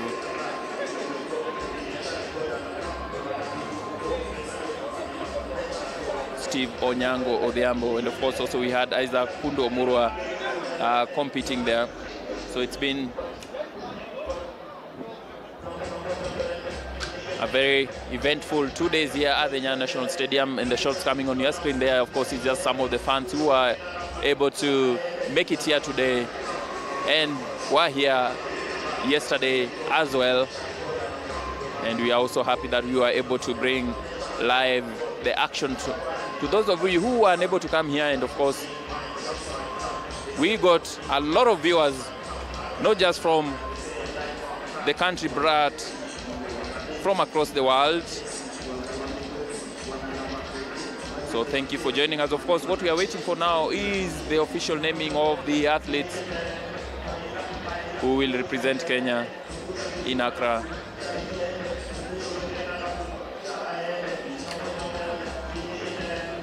Of course, a competition that began with a bit of controversy yesterday, that so as actually start in the afternoon instead of early morning, as there was a bit of push and pull in terms of how many athletes Kenya will be taking to Accra, with information saving through from the government that they would only be able to pick one athlete per category. Of course, a decision or a thought that was hugely contested by the athletes and the officials. Eventually, the ministry having to step in and clarify that, or at least give some hope that that won't be the case. But we wait to see how that pans out at the end, now that we have had the qualifications done here.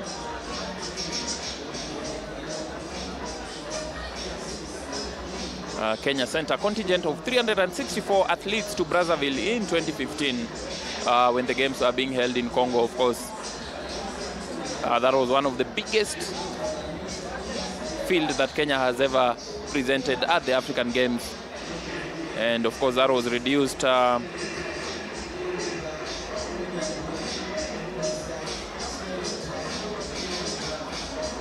250 when Kenya traveled to Morocco in the 2019 edition.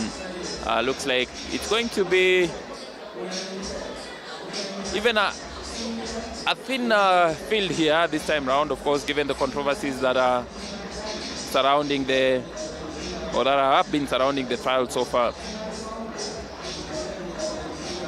But whatever it is, I'm sure that Kenya will be looking to improve on its medal haul from 2019, where we won 11 gold medals, courtesy of George Manangoi in the 1500 meters. And there was a podium sweep in the 5,000 meters led by Robert Kiprop. And then Edward Zakayo getting the silver, and Richard Yator getting the bronze in what was one fine race for Kenyans. Must have loved that. And also you won the 3,000 meters steeplechase, courtesy of Benjamin Kigen, who was hoping to grab another ticket, but he was unable to win here today, of course, in a race that was won by Amos Serem. We also won the 20 kilometers walk through Samuel Gadhimba, and who holds the games record here who holds the games record in the African Games, of course, for Kenya. And Titus Ekiru won the half marathon. His time of 1 minute, 1 second, 0.42 being the games record as well. And of course also Julius Yego winning in the men's javelin, his distance of 87.73 being the games record. And it was a very surprising yet a much welcome silver from Alexander Kiprotich. And those are the gold medalists from the Rabat Games as far as the men's competition is concerned. For the ladies, Jebiwot Kiprop won the 1500 meters gold. Lilian Kasait brought home the 5000 meters gold. Kasait, who qualified for the World Cross Country Championships last week, and she'll be competing there alongside the likes of Immaculate Award, the new sensation, and also Vanice Nyagisera, bringing home the 400 meters hurdles title. One of those very rare titles for Kenyans. And we also had Emily Ngi also bringing home the 20-kilometer walk gold medal. Her time of 1 minute 34 seconds, 0.41 being the current games record. So those are the gold medalists for Kenya from the 2019 edition. And of course we also had 10 silver and 10 bronze coming home. You'll be surprised to learn that the athletics at the African Games, the athletics events specifically, Nigeria have always been the country to beat. They've won each and every title, athletics title. That is in terms of overall number of medals accumulated for all but one since the games began in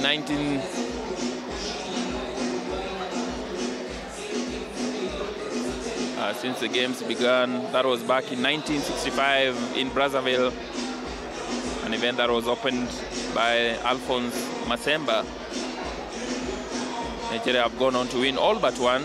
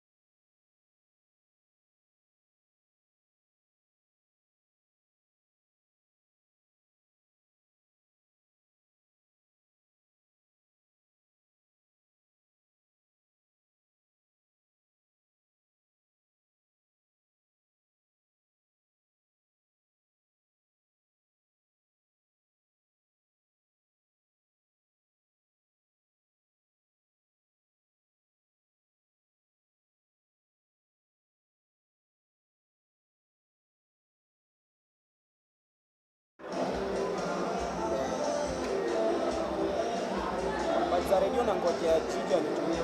Ile nisipokuwa kazi na kwenda tu. Asipotuma nitaishtumia mwenyewe nitambypass.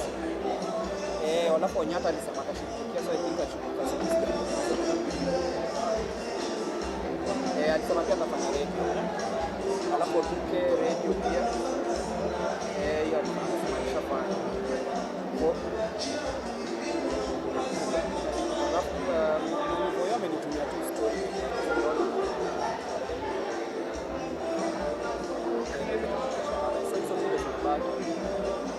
But sema acha kwa hizo siku sawa.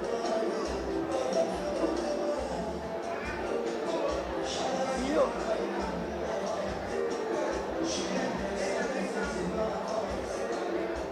ndio nifanye budget hiyo fika so au tuwapatia hata kama ni mao ama 15 baki na hiyo ya juu aliniambiana ndo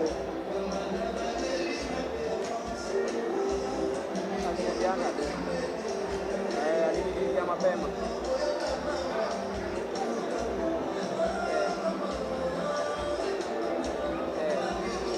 juu mimi kwa hiyo hesabu nikampatia 42 so kwa kama 1500 sasa ni watu 10 itakuwa 15 wala kubaki kama mpatia 42,000 I don't expect that. Sawa.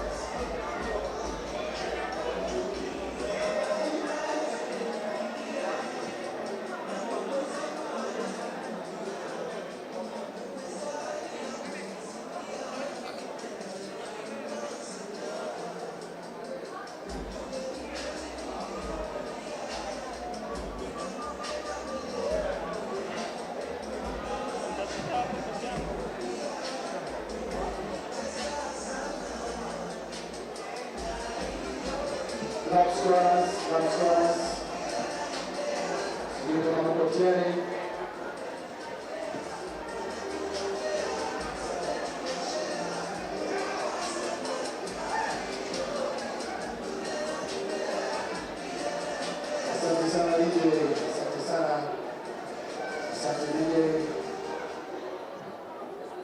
Basi Chief Sana ukiwa tayari, uwanjani wako, asante sana.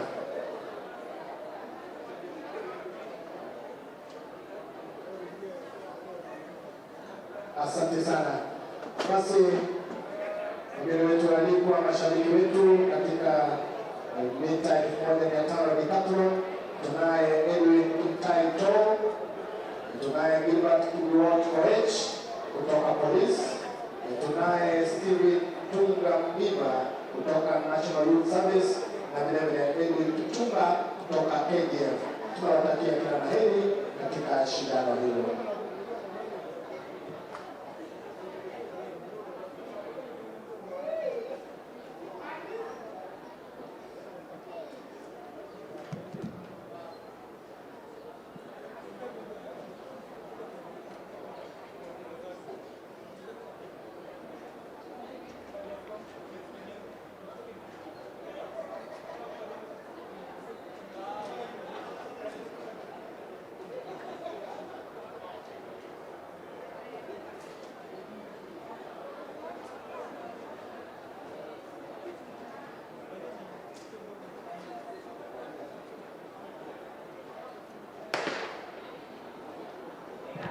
Haya, shindano limeanza rasmi. Shindano la mita 1500 decathlon ambayo imefanya mashindano 10. Hili ndio shindano la mwisho vile nilivyokuwa nimewafahamisha, na ni mizunguko 3.5 kukamilisha mita 1500. Basi kumbuka ya kwamba hapo jana walifanya mashindano 5 na hivi leo wanafanya mashindano siku ya leo, siku ya pili, mashindano mengine 5, na hii ndio shindano la mwisho siku ya leo. Kule mbele naona National Youth Service Steven Tunga akiwa pale mbele kabisa, vile vile Edwin Kitaito ako pale vile vile. Basi kwake mwenzangu bwana Steven Mwanaiki. Basi kila kinachotoa mwanzo kikosi kuwa na mwisho. Tunaelekea sasa katika kile kipindi cha kuweza kukamilisha mbio hizi za majaribio, na tukiomba wananchi msiondoke, manake tutapata hotuba kutoka kwa wakuu wetu ambao wamefika hapa, na vile kikosi cha Kenya tutaweza kujua siku ya leo. Lakini na msingi ni kwamba shindano hili wanariadha hawa wamemaliza mashindano 10. Jana ilikuwa 5, leo nyingine 5. Mashindano kuruka, kukimbia. Wamefanya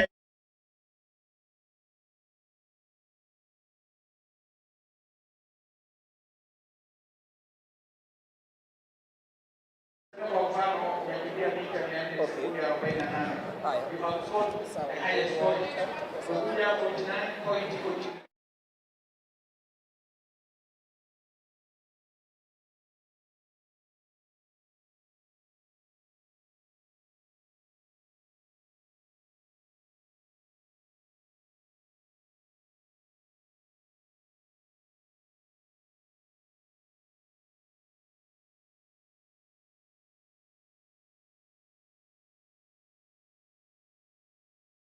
That's the 1500 meters decathlon with 4 participants in this one. Edwin Kimutaito, Gilbert Kibiwot Koech, Stephen Mutunga Mbivya, and Edwin Kipchumba at the moment is the man from KDF, Edwin Kipchumba, in the lead in this one. Of course, events ending almost now as we head towards the last lap of this 1500 meters. Edwin Kipchumba in the lead. Edwin Kimutaito of Prisons now in 4th place, and of course the man from Police, Gilbert Kibiwot Koech, in 2nd place as they hit the bell. Stephen Mutunga Mbivya of NYS currently occupying the 3rd position as they head towards the last lap of this one. And now just passing through is Edwin Kimutaito of Prisons, who won the 100 meters decathlon on day 1. That was yesterday, but today trying to catch up with the rest. The man from KDF stretching the lead in the 1500 meters seems to be the one going to carry the day in this race. And of course, talking about the decathlon is the accumulating of points that will be used to pick the participants to the African Games. And of course, for the decathlon, an athlete must attain 6,960 points at least to qualify for that. And that is the man from KDF being cheered home. That is Edwin Kipchumba steaming home. He'll be finishing this one in a time of 4 minutes and 4.34 seconds. And the man from Police, Gilbert Kibiwot Koech, coming in 2nd. NYS, Stephen Mutunga in 3rd, and of course the man from Prisons, who was the best sprinter of the lot, finishing 4th in 4 minutes 45 seconds. So that is the end of the 1,500 meters, which is the last event of the day. And of course, I told you, for one to be picked, they must have attained at least 6,960 points over the cumulative disciplines that they participated in, including the discus, javelin, and of course other field events and track events, including the 100 meters sprints. It has been a very, very, very, very good day of athletics. And of course, there is the naming of Team Kenya to represent the country in the 13th World Africa Games that shall be happening next week in Accra, Ghana. Of course, the games begin in a daytime, that is on 8th, on Friday. in Accra, Ghana. The opening ceremony, of course, happening tomorrow. But right now we are waiting for Team Kenya to be named for the games. And of course, from us, it's been eventful. Yesterday, quite slow because of the hiccups that were there in the AM. But then in the afternoon, we had athletes agree to run after the standoff, I might call it, and we had very beautiful a very beautiful afternoon of athletics with, of course, witnessing the likes of Anderson just falling short of expectations after doing very well in the 100 meters. He did not start in the 200 meters and eventually did not get to the podium later on today. We had the 10,000 meters that was dominated by familiar faces. Talking about So once again, ladies and gentlemen, let's appreciate that the young lady Jane Mongari got assistance. And just to go through some of the results from yesterday as we await for the teams to be selected for the Africa Games, and we'll start with the 200 meters men final, where Moses, in the final of the 200 meters, from the officials, Steve Maniki, here, everybody. Want to appreciate everybody. we start with the 10,000 meters women final, which was won yesterday by Janet Chepngetich of Keringet in a time of 32 minutes 52.74 seconds, ahead of Edna Chepitok, Jerotich Kibiwot, of 33 minutes 16.59 seconds, and of course Rebecca Mwangi came in third, 33 minutes 40.19 seconds to finish third in the 10,000 meters. In the javelin women final, we had Lalam Joyce of a guest from Uganda throwing a massive distance of 51.91 meters, and that showed that she was able to make it to Team Uganda for the javelin. Just confirming in a bit, the javelin time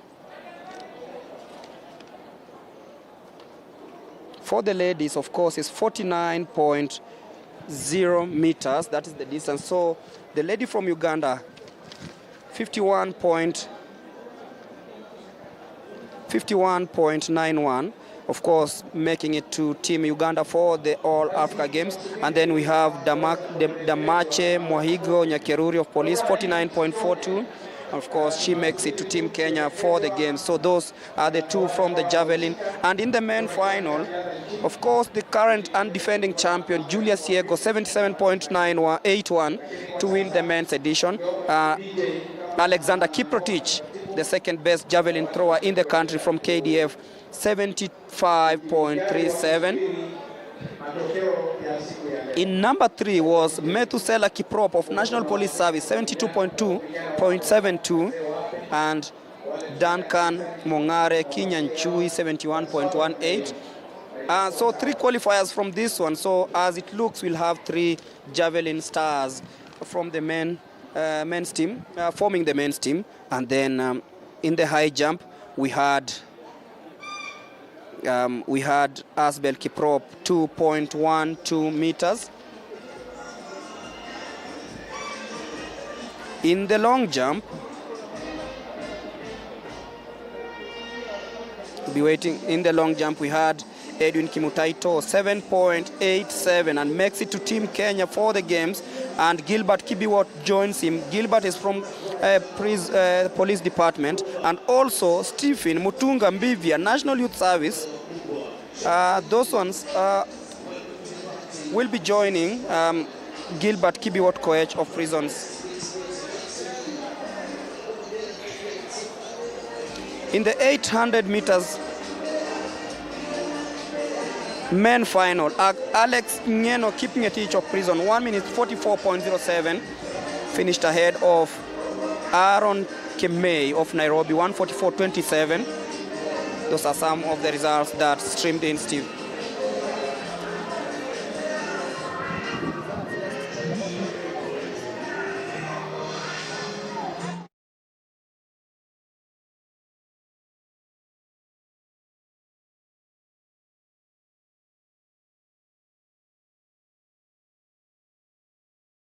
Of the results that we've gotten so far as the Kenyan athletes came here at the Nyayo National Stadium beginning yesterday to see who is going to get an opportunity to represent Kenya at the African Games. I don't think it's been a bad competition at all. I feel like the caliber of athletes here, of course, who are going to fly Kenyan's flag in Accra, Ghana, I feel like we've gotten the very best that we could have gotten given the field that we're competing here today. Of course, we knew that there was going to be a very good team selected from the 2 days of trials. Of course, yesterday there was a few hiccups here and there, but we managed to have the games begin, and we saw everybody putting their best foot forward to ensure that they had the best timings. And of course, I've been talking to one sprinter, Susan Nyambura, who actually had ran her best time of 11.54 in the 100 meters. She's never done that. She's very happy. And of course, she says that maybe this is what she was looking forward to, and that means that everyone who came here is satisfied with everything that happened here. And of course, if you've been joining us from yesterday, we've been bringing you all and every bit of action live from the Nyayo National Stadium, the athletics trials for the 13th All Africa Games.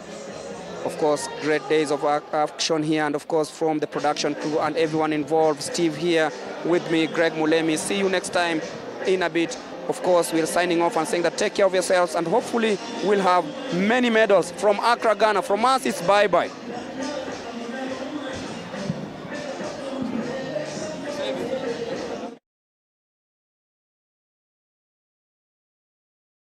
I'm on a romantic call, better option you ever.